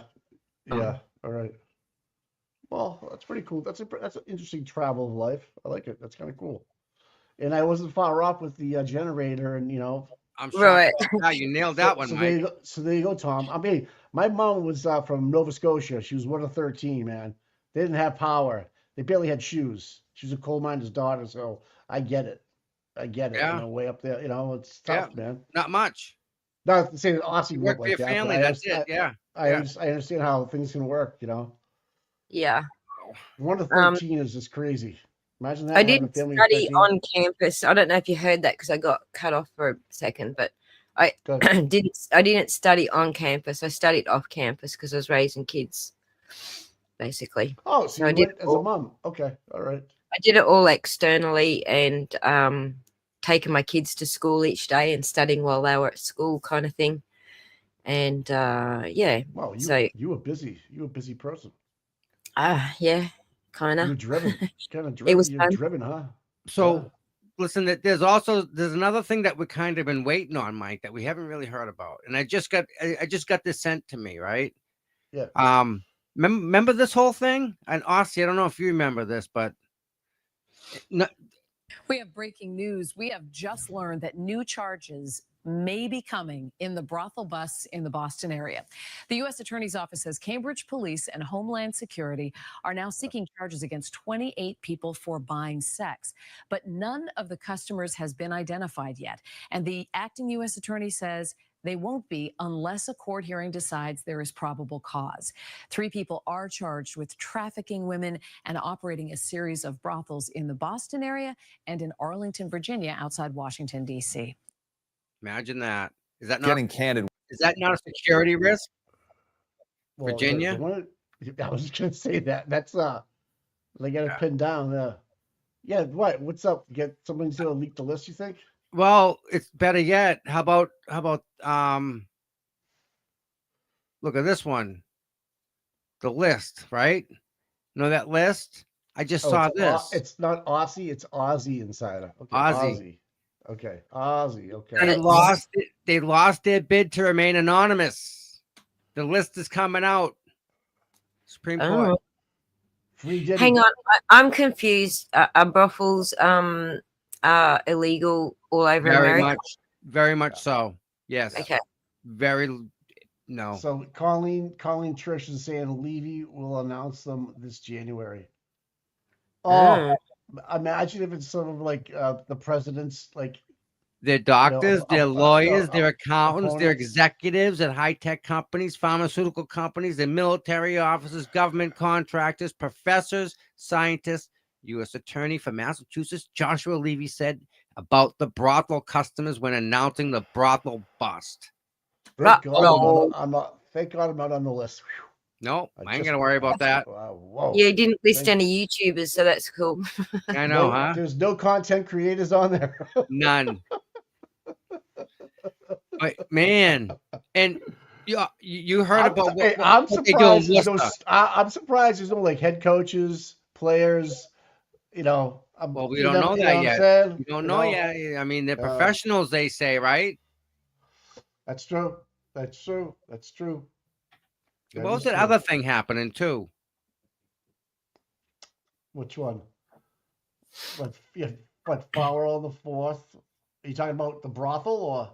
Yeah, there was something else with that. Well, you have the state trooper that was stealing the golf balls we were talking about, not the sex crime. Then we have the other one that was drinking and driving that graduated from this class with Enrique. You know what I like? Listen, I'll give a shout out to the mainstream media is that they've been covering a lot more state trooper bullshit than they have in the past. Yeah. I still say they're corrupt and no good. No, I'm not saying they're not. I'm just saying that it's brought to light more like the shoplifter or the sex crime kind of thing. It's just I guess maybe slow news, Mike. It's just a slow news day. They don't care. Yeah, maybe I'm just paying more attention to it. I don't know. Well, yeah, no, bad. I heard Proctor's got a new job. He was the doorman at the brothel. I'm not sure if that's still true or not, though. Out of a job now. Oh. I think I'm getting tired. Yeah, I sent the message and I didn't get a response. So, hey, are brothels illegal in Australia, Aussie? I don't know. Regulated. I'm not the person. I'm not the right person to ask. Mike, I think it's like Utah, Mike. I think they can in certain areas they can. I think it's a state thing. I think it's a state thing. So you live on a dead-end road, and there's a couple houses on it, and 2 cars, maybe a day go down it. That's what I'm talking about right there. Yep. That's nice, man. Definitely got to plan ahead. It's a dirt road too. So there's a house there already, and you're building another one? Is that what that is? Or you're building a house somewhere else? This is where I rent. In a cabin in the forest, a log cabin in the forest. Yeah. But I just bought a block of land on an island up near Brisbane. Okay. And that's where I'll be building. Yeah. Gotcha. Oh yeah. I know Tom about that that 68-year-old friend of Brian Albert's that got caught trying to pick up the girl. He threw his name out real quick. Remember that guy? Yeah. Yeah, he's a Boston retired cop. Caught him. Yep. Yeah. Yeah. Sicko indeed. For those who don't know what they're talking about, it's on my channel. I uploaded it. Oh, you did? Well, some of it. And the link to the full video is there. But yeah. Nice. I uploaded I think it was 20 minutes of it, maybe. Let me have a look. I'll tell you what I uploaded. Yeah, 20 minutes of it, but it's like a 2-hour video. Wow. Do you watch Terrible. Mass Accountability at all? You follow them? I do. Yeah, that's pretty good too. They do audit checks and stuff. They're pretty good. Here's the link to the bid. Yeah, so Mass Accountability just uploaded Revere Police. Was it Revere or State Police? Anyways, he was taking a video of him, and in the guy's car, he picks a manila folder up, and right across the manila folder it says shit list, and he's looking at it of people like he wants to take down. So he asked him about it. He asked the cop about it. What do you mean by the shit list? And the guy, the trooper or the Revere cop goes, "Get away from me! You're harassing me." Yep. You gotta check it out. It's pretty bad. Yeah, Like, yeah.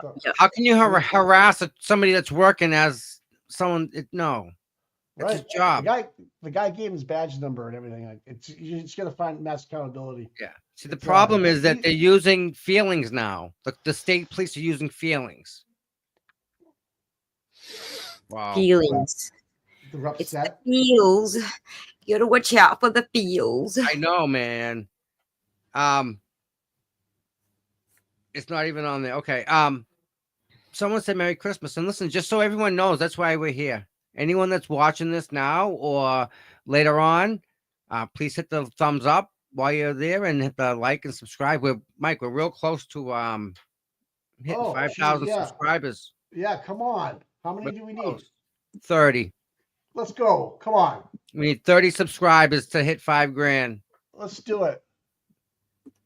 Yeah, you guys can do that. Yeah, you saw that, right? It was a Revere, but it was it was in Revere, but it was the MSP guy. Okay, yeah, I thought so. And it was on the Revere beach. Yeah, you're right. And it said so. This on his mouth. So the question is, right? Is this stuff just getting noticed now, or is this stuff been going? Is this stuff starting now, or is this stuff been going on all along? We're just now seeing it, right? I think we're at the cusp of it all coming, Tom. I think we're going to be mainstream media. I think Ozzy's going to be mainstream media. You know, this is where people are going to come and find out what's going on. At least what they care about. We're not going to talk about the weather. We're not going to talk about, what we're making for a holiday dish. We're not going to do that. Like you see in mainstream media. I'm watching the news this morning, and the mainstream media, and they're talking about what some of the co-hosts are going to be making for a Christmas dish. I'm like, why? Okay, why? That's not news. What are we talking about here? Right? No. Fucking bullshit. So everyone, also, we want to wish everybody a Merry Christmas, especially Aussie, because it's Christmas there already. Yep. So Merry Christmas, everybody. Merry Christmas. I hope everyone has a great day with their family, their little circle and whatnot. And we're just gonna be here, right? Hanging out. Cool. I think there's other streams going on later on, right? Yeah, Shorty's got a Christmas Day stream for any Aussies who are bored and want to go hang out. There you go. I know it would be a good one. Would be a New Year's Eve. Would be a good bash. Get everyone together. Yeah, if we have 6 people on our screen, just doing if they want a couple drinks, if we can make it. Can I be honest with you? I haven't made it till midnight in like 4 years. It's been a while for me too. Yeah. I'm not alone then. I'm not alone. Yeah. I honestly goodness, I have not made it. I watch the rerun. I really don't care. But if people want to sit around and watch it together or talk about shit and have a couple of drinks, I'm down. Yeah. Well, I think we got something to plan now, or don't we? Well, if you want to. I'm down. I cancel Aussie, what? I cancel Christmas this year because I want to stay home, do nothing, save my money for my building. There you go. For my crapper. That's a present. That's a present in itself, right? I mean, right. Expensive crapper. Ozzy, have you been watching the news about the lady in New York that got lit on fire? I did watch that, yes. And the cops are not. Then they don't have to help that lady. That is not the police officer's job. I was appalled that nobody helped, but they stood there and filmed her. Yeah, right. No, it's not the cop's job. In my heart, if I'm wearing a badge, I'm helping that person. That's what. Listen, Mike. That's why you get into becoming a cop. However, Even if I'm not wearing a badge, I'm trying to find a fire There you extinguisher go, or Ozzy. something. You're right. There you it's go. not Like that. how it is. It just sounds blows good, my Mike. mind. Mike, it sounds good, and All right, so but back it's up. not how Let's it is. back up. Let's just go back hold to the on, guy you that just got acquitted for he was choking out the guy on the train, and then he got arrested for a manslaughter, but he was actually protecting people on the train. But he put this guy in a certain headlock on the same same train in New York. He gets rung up on charges, all this other stuff. This guy lights a lady on fire, and who's an illegal alien, in the city. And he doesn't get a perp walk. He doesn't get anything done. Just goes in the back of a cruiser and goes away. And then you have the guy that shot the CEO in the back, and he's perp walked all over the city. It's like what they did to this lady on the train, and then have the balls as an officer of the law or the officer of the train just walk by with a cup of coffee in your hand while she's going up in flames. It's pretty fucking sickening. Gotta agree. Yeah. In what world is that okay? What world? So how do you balance all those out? The shooting of the CEO, the guy that had the headlock on the guy in the train that was protecting people on the train that got arrested, and then you have this person lit on fire with police officers just walking by. It's just I'm like trying to go, okay, who's put this out there? Why are we doing it like this? Where's the accountability? Why is that officer that's in all these pictures literally walking by the open door and looking the other way, not fired? Why is this guy not? Mike, stop, drop, and roll. Knock the lady down. Put your jacket on her. Smother the fire. It'll be a little warm for a little bit. You're gonna get hot. Burn some face. Burn some hair. It's not a big deal to grow back. And the guy that did it is sitting on the bench watching it happen. Nothing to see here. See, I think it's the insurance company's faults that people don't help because they're afraid to be like Penny. They're afraid to be prosecuted or sued. And I think that's mostly the insurance company's fault. There's a good Samaritan's law here, where if you do what you think is the right thing in the moment, you get complete indemnity. You don't have to. Can't get sued. Oh, that's good. Yeah. Well, the guy that choked out the guy on the train, though, he got arrested. Wait a minute. Right? We found one good law in Massachusetts. It's got to be a mistake. Yeah, right. You get immunity from anything. So, like, for example, someone gets into a car accident. The first thing you want to do is help the person, and people try and drag them out of the car. That's the last thing you want to do. Keep them right where they're at. Make sure their head doesn't move. Keep them all secure. Well, it wouldn't matter to me if there was a law or not that it gave me indemnity. I'm still helping. That's exactly. I couldn't just stand by it and watch. I couldn't do it. Because literally, I mean, she was savable at that point. It looked like it. I mean, I wasn't, obviously I'm looking at a picture, but just the balls of that guy just to walk by like that. Not even to look for a fire extinguisher. Nothing. Just nothing. Mike, his radio's not even in his hand. Forget about it being a person. Train's on fire, dude. Train is on fire. Jesus Christ, man. Oh, there's a person in there? Oh. Well, it's not doing anything. Bettero was freaking out. He was freaking out. Yeah, he was really upset about this. There's no excuse for that. Again. None. It's just the right thing to do. I don't care who she was. It's a human being. Just to why you do that to begin with? Is I don't. Well, you know what his reason was? Is that she was bothering him. He was trying to sleep. She was sleeping. She was asleep, and she was bothering him. So there was alcohol bottles around her. He just poured them out and lit her on fire. That's just come on. I mean, and he's not even from here. Yeah, he come over the border. Yeah, that gives him the bad name. But then we have a gentleman that puts a guy in a chokehold to save other people on the train because he's being very aggressive. He gets rung up on charges, and come to find out, he had an health ailment to begin with, and it wasn't really the cause of it. But he has to go through this like 5-week trial bullshit, right? And he's trying to help other people be safe. But no, can't have that. But now we let a girl on fire, and the people just walking by. Yep. Like, was it Feliz Navidad kind of shit just going on? You know, just keep going, nothing to see here. What the fuck? What kind of world do we live in, man? If that happened in Boston, I think there'd be a little bit of an uproar. I was talking to one of my mods about this.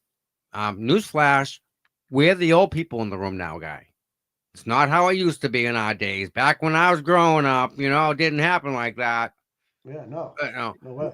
When I watched Mark Chappetta's interview, I realized that things are so different. We are our parents. We are that old school. We are the ones that don't fit in society. We're at the top of the level. We're next to go, guy. Where everything is relative. It makes sense. So you know what? Yeah, like you feel like your father sometimes. Like when you were younger, you're like, "What are you talking about? You're old." It's natural evolution, but and hopefully we did our job, right?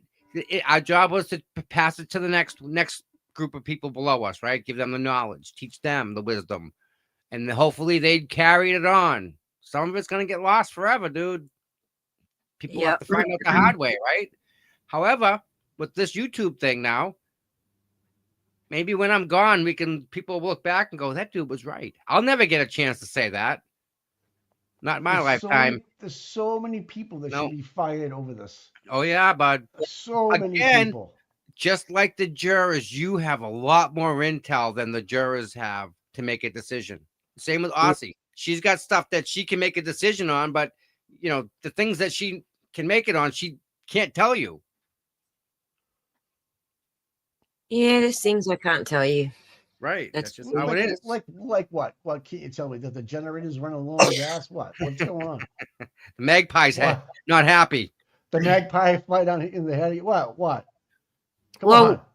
Do you actually? I'm not sure what level Tommy was talking about, but like if I start talking politics, that's gonna upset people, upset the government, upset everyone. They'll be knocking down your door, kicking your door in. I'm not sure that they kick my door in, but so I'll just tell you this one little story, right? Please. Different states here have this law where if you contact your local member too often, the person who represents your area in Parliament, for example, or politically, if you contact them too often, you send them an email and you say, I want you to, do this issue. I want you to cover this issue. And then you send another email, say, I want you to cover this issue. And some people will do that just to make sure that there's enough emails coming in that they notice it. So, but if you do that too many times, there's this law that they brought in, and it's called, it's freaking jumped out of my head. I'll think of the name of it in a second. But it basically gives the police the power to section you, basically. They can force you into a hospital and be forcibly medicated, essentially. That's worse than Rule 13A and B. Yeah. Why do they? Whoa. So there was this one lady that I know of when I first found out about it. I still can't remember the name of it. By the time we get to the end, I'll remember the name of it. But she worked for a gas company here, and they have to actually stick to the EPA laws, right? The Environmental Protection Agency laws, essentially. And so when her job was to do the environmental impact assessments. Okay. Are they sticking to the laws, or are they impacting the environment because they're not, or whatever? And she worked on this project for about a year or something, and wrote a report that they weren't sticking to the EPA laws, and they were impacting the environment, and how they were impacting the environment. She just wrote this big long report. And then they get fined on that, right? It's her freaking job. They're supposed to get pulled up for it. I don't know about fined. I guess they do over in the States. I don't know. They get off pretty easy here. But so she wrote the report up because that's her job. And then they decided they wanted to shut the report down. And she was like, no, the report's going through. and then so the company that she worked for blocked her from being able to put the report out. And so she went to her local member, and then she went higher and higher. And each time she contacted someone about it, they were like, she's more pedantic and more pedantic. And they treated her, you know, like they used to treat women in the 1600s. They just knock them in the temple because they're crazy. That's what they basically did to her, essentially. Holy shit. Jesus, that's not right. They didn't bash her in the temples, obviously. They just forced her into. Yeah. Wow. But that's the attitude that they have. If you say it too often, if you, it's like it's become it. What's the freaking Like law a nuisance, called? like almost like you're a nuisance to them. No, it's more than that. It's you're psychologically unhinged. It's more than that. Huh. So, and they can do it to anybody. They can do it to. Well, so here's another story. So there's a dude on the internet called Friendly Geordies, and he talks about politics. And he was making fun of this one politician like forever and ever. And he was like talking like an Italian, because the guy's got Italian background, and actually rented this guy is a politician, rented his like B&B for a night, and filmed himself like at the B&B talking about the dude that owns it. And they actually tried to use this law. So they turned up on his doorstep. The police turned up on his doorstep and knocked his mum over and nearly broke the dog's leg and all this stuff.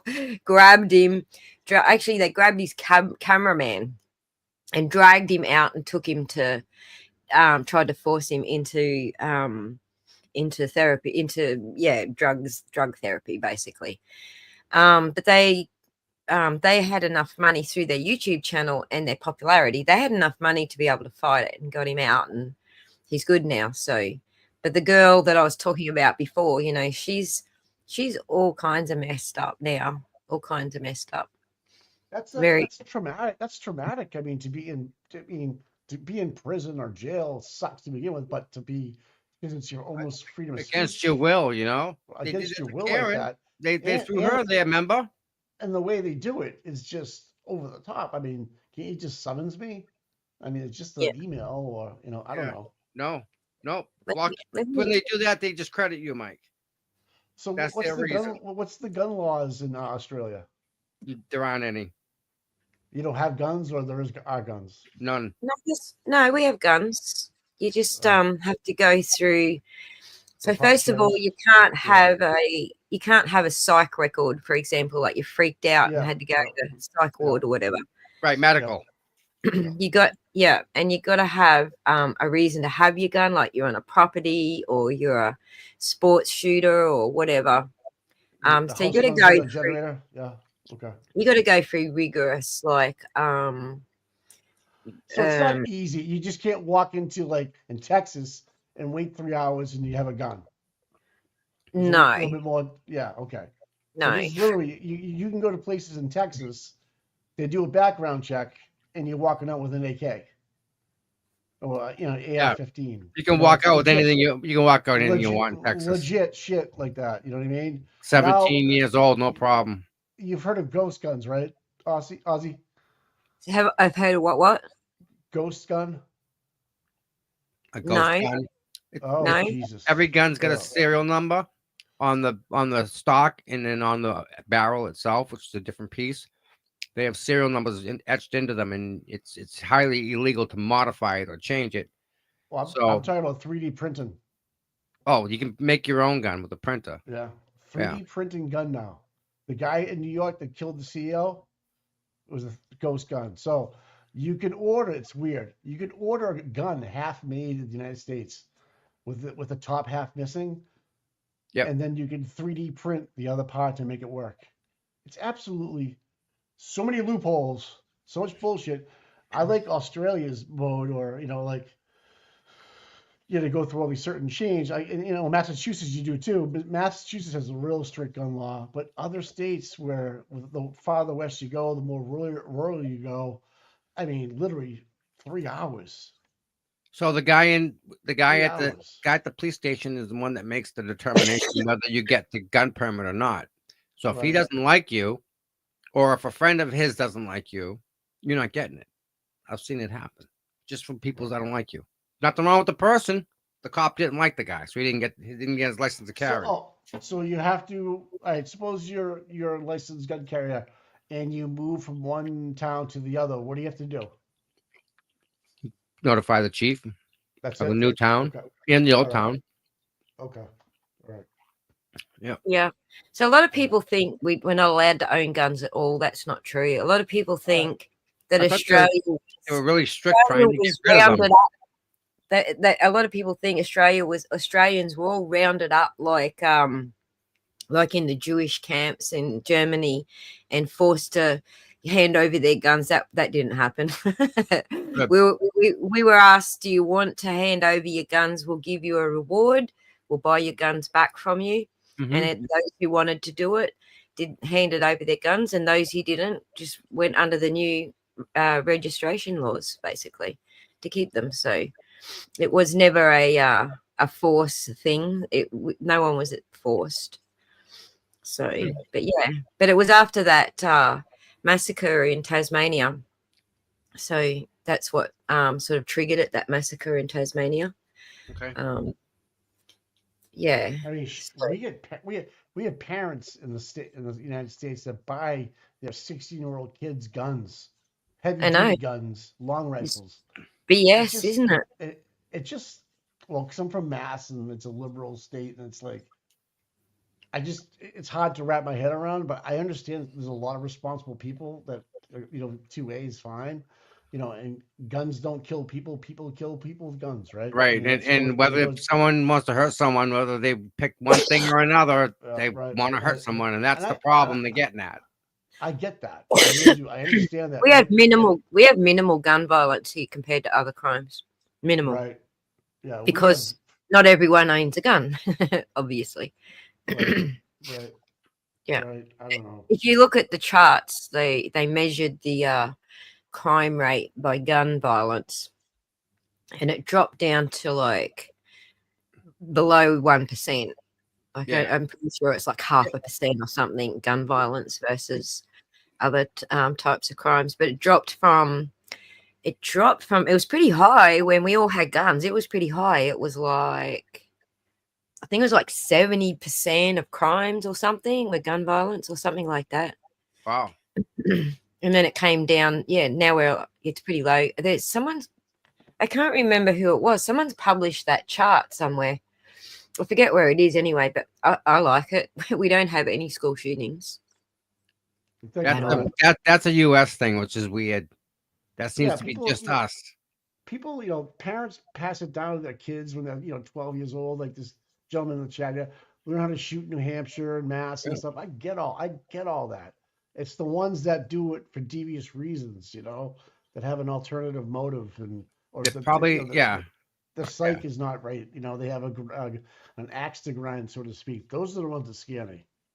Yeah. And figure out we give them badges too, bud. Exactly. Yeah. Exactly. That's the sad part. Yeah. Yeah. All right, bud. It's been a while, and I got a cramp coming on my neck.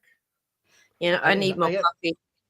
Listen, Aussie, Merry Christmas, sweetheart. Thank you for everything you do for Kieran Reed. Really. Merry Christmas to you too. And to you too, Mikey. Thank you for having me. Listen, next year we're all going to get together and do something nice. Next year will be perfect. Yeah. January is not perfect, but next year will be perfect. Listen, we figured out how to do it in 2024. Like, this is all new to all of us, right? Like, yeah. So we're figuring it out as we're going along. There's no manual. So we think we figured it out. So in 2025, we'll get a little more refined, a little more news for everybody. Ozzy, everybody in the chat just wants you to fly to Mexico and just walk across. I know. We can get there. I got a wrap. I saw that. There's some places where the river's like waist high. You walk right across a river to get here. Two places in one flight. I mean, why not, right? You get to see Mexico. You get a little but hike if I do stuff like that on a visa, I'm in twice as much trouble. Yeah, that's true. That's true. Well, you can probably sell your visa in Mexico. Anyway, Well, that's an idea. If I come overseas, I'd like to stay out of trouble if I can. That would be awesome. Oh, no promises there, man. No promises there. All right. Thank you so much for having me, guys. Merry Christmas to everyone in the chat. Christmas. Yeah, Merry Christmas. Bye. Thank you. Have a good night. Get some sleep. Yeah. Boy, dude, we're blessed. Dude, other side of the globe. The only globe that we live on, that big circle thing we live going around, like she's on the other side of it, dude. You can't get there from here. It's a long flight. It's a long flight, dude. We'll get her here. We're gonna get her and Aussie. I'm sorry, her and Shorty. Her and Miss Shorty. I don't want to say her. I don't want to say her real name. Hey, it's 24 hours. Yeah, well, they'll have to sleep somehow. Send them some Xanax or something. Make them go to night. Give them a Valium. I don't know. I'm just saying. I mean, I've been to Hawaii and sucks. That's just there's nothing to do. Sucks. Yeah, you're right. That's half the problem. There's nothing to do. And if you're a drinker, you're hammered. Oh yeah, because the altitude. You're absolutely smoked when you get off the plane, right? You don't even know what's going on, and they have an outdoor airport, and it's the freakiest thing. I do not recommend drinking going to Hawaii and trying to maintain yourself. Anyways, it's a whole other story for another time. But anyways, well, either way, we're not going to do any calls, right? You haven't figured it out. Yeah, right? no. So do that later. We're not on tomorrow. It's Christmas. Yep. I know. I only in my head. Okay. I got I'm gonna be on Calling All Beings is doing a show. Doing the book tour. He's got some people coming up and he asked me to come up. So you're involved with the dinner, meal of food. So I mean you gotta be on there. Yeah, and again, anyone that wants to come to the meal of food, cputom@gmail.com. Send me an email. Tell me table for 2, table for 4. Just so I have names I can put with chairs. And so we have a count. I gotta give the restaurant a heads up. Yeah, I got a question from the chat. What happened in Attleboro today? Does anybody know? Does anybody know what happened in there? Let me check. LG. So I went by the Legacy Place yesterday, and that parking lot where the place that you're having the meal of food at is huge. That's a huge place, and there's a hotel there for people if you need to spend the night there, you don't want to drive home, whatever. There's literally, I think you can walk to it. I'm not sure. I think it's a Holiday Inn or something. Wouldn't that be kind of funny? You guys all go for a meal of food and then crash the Holiday Inn afterwards. Oh my gosh. What a shit show that would be. And listen, everybody. Who's that? Yes, DJ is gonna. Yes, DJ is doing a show. Yes. Who's DJ? Is that Calling All Beings? Yes. All right, so he's gonna do a show there. Amy from Boston's gonna be there. Yeah. I'm looking. Yeah. GP Dog Drew. Yeah, she's not even on the docket for whatever reason, which is odd. All right. So I'm not sure that some strings weren't pulled. I don't know. The list I get.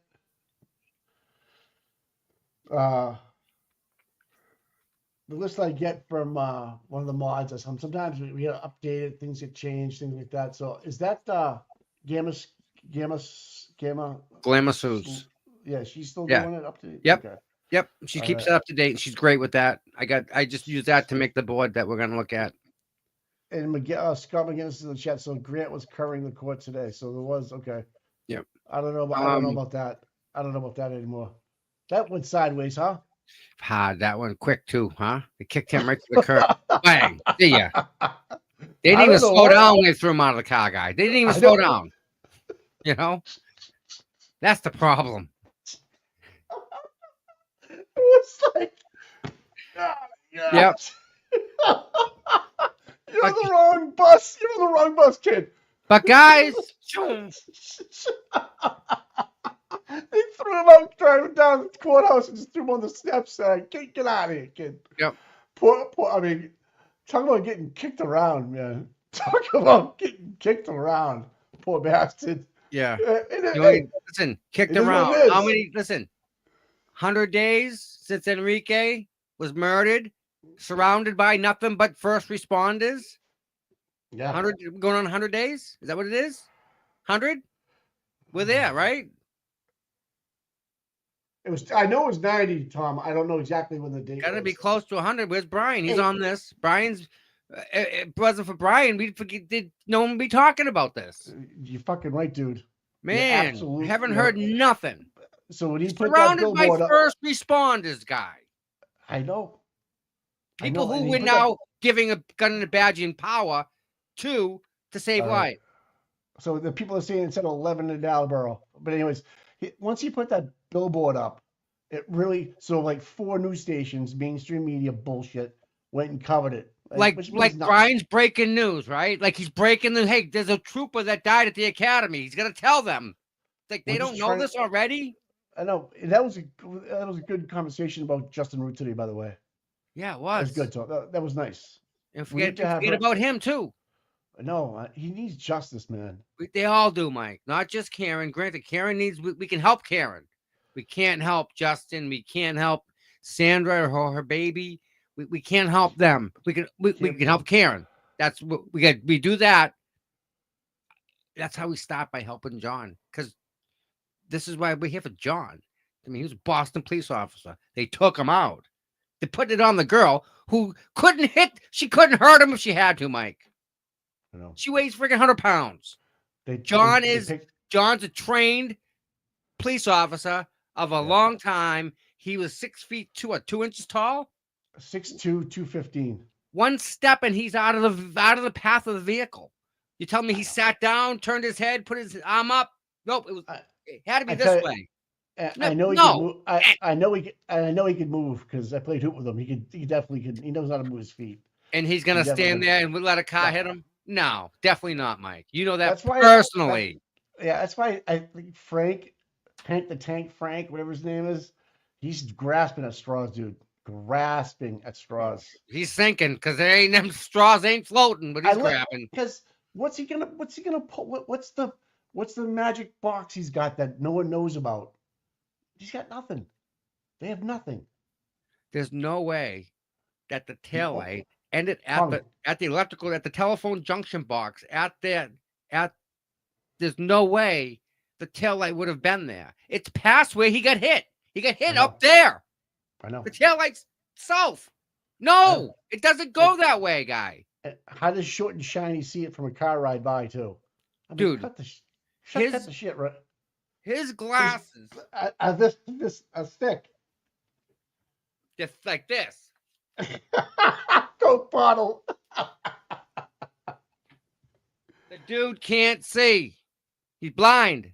Why did he put himself into the middle of this? What was the reason why he did that? Three amigos. The three Okay. amigos. I'm They, going with they you. were all for one and one for all, dude. They we're were gonna all flex. for one and one for all of them. We're gonna flex. We're gonna flex it up, all three of us. Yep. Federal, Boston, and local. We're gonna flex. They got it all sewed up. Think about it. Who's gonna mess with these guys in that car? You got who? Right. You're right, dude. It makes sense. And he man. was on medical. What's he doing out of his house if he's on medical? He can't go on medical leave and then come off and then go back on it and then come off and then go back on. Oh, got to call him to stand. Back on medical. Oh, we didn't get called. Oh, I'm off medical. Looking great. My girlfriend is now the chief. Ta-da! Oh, I'm sorry. Did I say that they're dating? Hey. That may not be correct. They may be married now. 7 It's been years 100 is common law, right? Or that doesn't pass days, either. 102 days for Enrique. 102 fucking days, guy. Not a And word. what's up? What have you heard? I haven't heard anything. And it wasn't a boxing accident. And there was no ring per se. So when you hear people say it was a boxing accident, call bullshit, because the ring was not even set up. So it couldn't have been a boxing incident. Whatever it is, whatever happened. Yeah, they murdered him. Yeah, okay, fine. We're just gonna find out, man. It's gonna find out. It's gonna find out. I'm sick of the bullshit where it's been 102 days. Mike, no one's even charged. Nothing. I mean, at least try to put it out there that it was an accident or do something. It wasn't an accident. That's the problem. Yeah, you're right, Bob. No, but it goes to the culture and the corruption of the state police, which is paramilitary. We're here. Yeah. No, it is. It's not. It's a paramilitary organization. It's not a.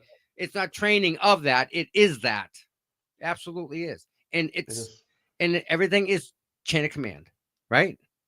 Yeah, Texas. I can't screw my boss because my boss will screw me back. Volumes.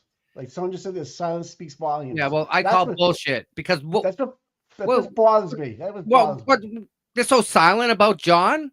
How many Boston police officers are there, Mike? Yeah, I know. I haven't seen one. Kyle Dougal don't count. No, that sucks. It sucks. It wasn't a boxing accident. No, how do you lose your molars? You don't. How do you, Mike? How do you break your neck? But boxers don't do that to each other, buddy. No, people who do karate don't even do that. You called it a month ago. It was a blanket party. Yep. Well, all that critical thinking. Yep. Those who experience. Yep. I agree with that. Get on the money right there, right? And bang. Number 3. I don't know, man. And then you have all these people simping for, the anti-Karen Reeds and stuff and coming up with these crazy. Show me the evidence. Again, I sat with Grant. That must have been torture, by the way. Did he convince me that this happened? Absolutely not. He convinced me more that it did happen the way that I think it happened. Right. If anything. I'm going to start calling him Gant. Remember that Gant? He's from Beverly Hills Cop. He's Gantz. G-A-N-T-Z. It was Gantz. Him and the Indian. You know the Indian? Yes. Yeah. The Indian. He lives up that street. Where's Gantz? I didn't get it. It was Nick Nolte. Nick Nolte. Yeah. Hey, I just found out that Rambo was a Christmas movie. You heard of him now, man? What? Rambo was a Christmas movie. I didn't know that. Yeah, there's a Christmas tree in the police station. Just so you know. Here we go. Put it on the list. Rambo, Christmas movie. All right, brother. Peace out, my friend. I'm gonna let you go. Merry Christmas. Enjoy your holiday with your family. All right. So we'll hook up. We'll hook up yours as well. We'll hook up this weekend sometime, maybe or something. Yeah. What's today? Wednesday. Yeah, Tuesday? but we got stuff coming in a couple days. Oh, you do? You got a map going there? What do you got? Merry Christmas, chat, guys, man. You guys are the balls. Yeah. Before we go, how many people do we need? Fucking 5,000. Let me check. You guys, that would be the best Christmas present, man. We're close. All right. Turtle Boy ain't buying the Enrique. It had an aneurysm. I heard that. Yeah. An aneurysm. All an aneurysm is a brain bleed. I understand. But Tom, here's my point. Just tell us. Just speak. Someone speak from this MSB. That's all I'm saying. That's what I'm getting at with that stuff. Yeah, because the silence is sussy. But anyways, we're at 4.96. Yeah, 496. So we need 4 more? No, 4,963. All right. So we need 30. You guys, come on. 37, something like that. We'll get it. Not worried about it. It'd be a nice Christmas gift, Tom. Yeah. You know what I'm saying? I do. Let's see if this works for DJ real quick. DJ has some information. All right, he's gonna call you, guys. I think. We'll see. It's I'll just listen, no big deal. 5633. And there he is. Wow. He's there. There he is. DJ, how you doing, bud? Can you hear him, Mike? No. Can you hear him? About the Enrique thing. So I just wanted to tell you about Coach Luttrell and his assessment, if you don't mind. Okay. Okay. Go ahead. So, Chris Luttrell, first of all, he started out, he was with the New Mexico State Police. Then he went to Albuquerque Police Department, and he was in the gang unit there. You know, you can see some similarities there to Mr. Albert. But one of the things that's different about Chris is not only did he win the state as a wrestler in New Mexico, but he also became the first MMA fighter at Jackson's MMA. Have you ever heard of Jackson's MMA watching UFC? No, I have Shot not. Evans, Clay Guida. Okay, so it was at one point, it may still be, it was the biggest MMA academy in the world. And one of the very first really big triumvirate of MMA academies. And Coach Luttrell was the first fighter there before they even had MMA gloves. Then he became a coach. So essentially he's been involved in MMA for probably over 25 years now. So he almost as a fighter. created that, right? Yes. He was the first black belt. If you're going to talk about a belt system, there wasn't a name MMA yet. It was bare knuckles fighting that involved all the different disciplines of boxing, wrestling, grappling, jiu-jitsu. Yep. No rules, basically fighting. So Chris Luttrell was that fighter at Jackson's. He was their first ever black belt before there was John Jones and before all the Donald Cowboy Cerrone and all these fighters came through there. So, and then he went on to open his own academy. So he also taught police defensive tactics, which is the subject of Enrique, right? Yeah. So Coach Luttrell came on the show with me with Sean and Nurse Kim. I actually lost complete internet service during that interview, and they were hosting for me while I tried to get my internet going. And we asked him about those injuries, and he said he has never seen those injuries in the MMA gym, nevertheless in a boxing training for a police academy. Right. So not only hasn't he ever seen that injury in the context or the construct of police academy defensive tactics training, he also has never seen that as an MMA in the MMA gym. I would like to add to that, the UFC as an organization has never seen a broken neck. Pride Fighting Championship, Bellator have never had a broken neck. So what's that tell you, are right? 100. So it says that his injuries are 100% not consistent with that. That was Coach Luttrell's opinion. Long ago, when I was in the Air Force, I was a training partner for guys that were MMA fighters. So just a training partner, not a fighter, never fought, just a training partner. And then I got into the BJJ for about a decade after I retired. So I've rolled with a lot of guys. So I'm very, very familiar with that sport. And that's when I knew that it was complete BS what they were telling the public about Trooper Garcia's injuries. So anyway, that's all I wanted to add to that. The other thing I would say about the report the other day is there is no way that an ambulance driver would know and would have access to Enrique's medical records and have a reason, his HIPAA protected PII, and know that he had a brain aneurysm. That's right. And then be able to make the distinction that was causal. Not a doctor. Not a doctor. Not a doctor. Not a doctor. He is not a doctor. He don't have the records. No, negative. Don't even have the records. No, I don't. Yeah, I don't those buy were that. leaked to somebody. Yes. I don't buy it for a second. I don't buy anything they say. And they would do just like they did with the ambulance driver in the Karen Reed trials, feed that person information and get that in person to spread it. And that's probably who I assume that our brother Aiden spoke with. Yeah. Don't buy it. I'm yeah, no. What I regret, really, I was talking to Beatrice. I regret that Turtle Boy didn't get a chance to speak with the family, because I think they would have known what to look out for, what kind of tricks were going to be played on them, and they would have had an independent investigation of that body before he was put in the ground. A Dr. Spock, a Dr. Bodden, and I think that had we been able to connect the family with Turtle Boy, I think there might have been a different outcome there.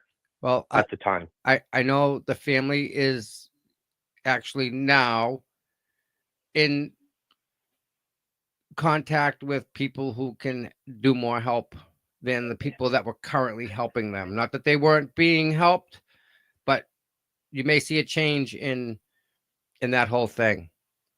So just keep Lord, hear our prayer. Yeah, there's time. I mean, it's holidays, so I think you're gonna see things change somewhat quick, and we'll look back at this time and go, well, okay, it makes sense. So that's all I can really say about that.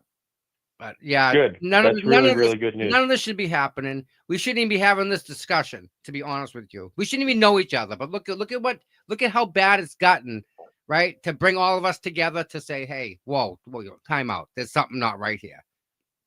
Unfortunately, it's come at the cost of human lives, unfortunately. So listen, real quick. But it's a good. Yes, sir. Go ahead. What has this done to you physically as a creator? Like, how does this affect you? It affects me is that when I'm always trying to find out what's going on, what's happening in Massachusetts, what's happening in Canton. Are these guys okay? How do they feel? Because you guys have a more visceral feeling to it, where we're trying to emotionally connect with you, empathetically connect with you, because we're not in danger. We're not. And I don't know if danger is the right. We're not in peril, but we want to know what's going on. We want to help, and we want to connect with you.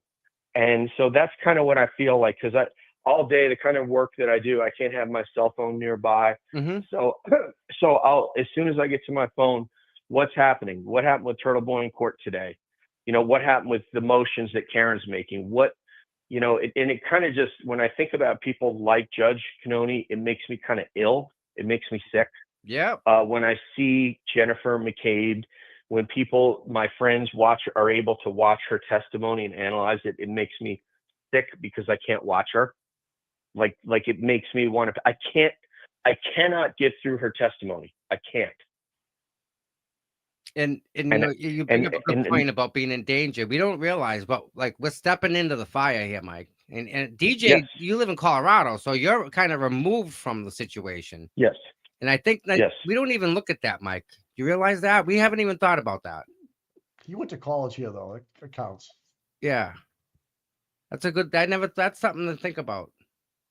Oh, he can't hear me. That's right. I can't hear Mike. Yeah, so Mike said you went to college out here, so you kind of get the feel for it already of how we are. Yeah. Yes. Yeah, it's the best 1 year of my entire life is spent at Dean College, and I will be going back there. And as long as I can breathe and walk, I'll be going back there every year. Nice. For homecoming and seeing some of my teammates and so forth. Awesome. So listen, when are we doing that round table? Okay, so I'm looking at that. I think I threw dates at you for the weekend following this Christmas. So it would be either Saturday or Sunday, depending upon your availability. How does that sound? That sounds good to me. And everyone just... Do you have a preference? Yeah, Sunday's usually better for me. Okay. All right, so let's start pitching Sunday to the rest of the Canton Legends. And we got to solidify Dina. Mm-hmm. And yeah, it's gonna be full if we have Kristen and Dina and Brenda. We're trying to get a round table of like people that are close to this, like the people that are in danger. Like we got people and our friends live in Canton. Sometimes we forget that too. I mean, they have to go to the supermarket. They have to see these people. If they call 911, they know who's coming, right? Right. That's the problem. Exactly. Right. Because there's no so that's a whole show in itself, and Scott Scott McGinnis, he lives out near Shelby in the western part of the state. Right. So, even he's in danger. Right. Because it's just, we got targets on our backs. Yeah. Terry Robbins told me that she had the lug nuts loosened on her car along with 5 or 6 other Karen Reed folks. This is an 83-year-old woman, a distinguished board she was on the board of directors at Dean for 29 years. And someone loosened her lug nuts. All because of how she thinks about this case. That's just, it's crazy. It's crazy. Yeah. But yet here we are, right? Yeah. it makes too much and sense and to and us. it's kind of a double-edged sword because we don't, we are not imperiled as you are, but yet you have people like Christina Rasmussen in Indiana that every day he's checking and tracking and tweeting and coming on shows. And she even wrote a letter to the Canton Board of Selectmen. She's in Indiana, and she was and was going to call in there. I can't remember what happened. Something happened that she couldn't, but we helped her write her speech to the Canton Select Board. So there's a lot of people that care about you that are physically removed. Well, I'd love to personally thank them because I don't know how else to say thank you. I don't know what to say when they do things. They think about us. It's nice. It's nice to be thought like that. So you said thank you because you've chosen to engage with me and trust me. And I tell my audience that you guys have chosen to trust and engage with me and let me know what's going on so that I can talk about it. And you don't have to trust me, but for whatever reason you do. And I never take that for granted. No, I mean, there's no reason not to, it's kind of easy way to start. I appreciate it. I want to wish you and Mike a awesome Christmas. I'll definitely text you tomorrow because like Thanksgiving, you guys are the first people I thought of when I woke up to text Happy Thanksgiving, and I will do that again tomorrow. Well, you be safe tonight and enjoy your night with your family and send out love. All right, brothers. All right. Take care, y'all. Thanks Bye-bye. for calling in, bud. Cheers. Bye. He's a good guy, huh? Awesome guy. Great guy. Yep. All right, so I'm gonna let you take it home from here. All right, I'm gonna read Night Before Christmas real quick. All right, buddy. Love you. I'll talk to you later. All right, bud. Bye-bye. All right, guys. I hope you like this. This is some of the benefits you guys are getting from being here. Okay, you ready? 'Twas the night before indictments, and all through the town, not a fucking random citizen was sleeping, waiting for this finally to go down. Colin Albert was locked in his room with his beer, shooting the bird on social media to anyone who will care. Jen McCabe is home, straightening her hair, getting her mane ready for court. She must appear. Chris Albert is down at D&E, making mediocre chicken parm for all the watch parties that soon will be. As for Brian Albert, the Proctors, and the rest of the schmucks, Turtle Boy took you down, you corrupt, disgusting fucks. And with that, I wish you all a very Merry Christmas. I wish your family nothing but the health and happiness. And free Karen Reed, free Turtle Boy, and don't forget about our girl Amy, please. So, with that said, I love you all deeply, and I will definitely see you guys soon. Thank you all for being here. And if you need something, let me know. By the way, meal or food, CPUTOM@gmail.com, and I'll get your table. Bye, guys.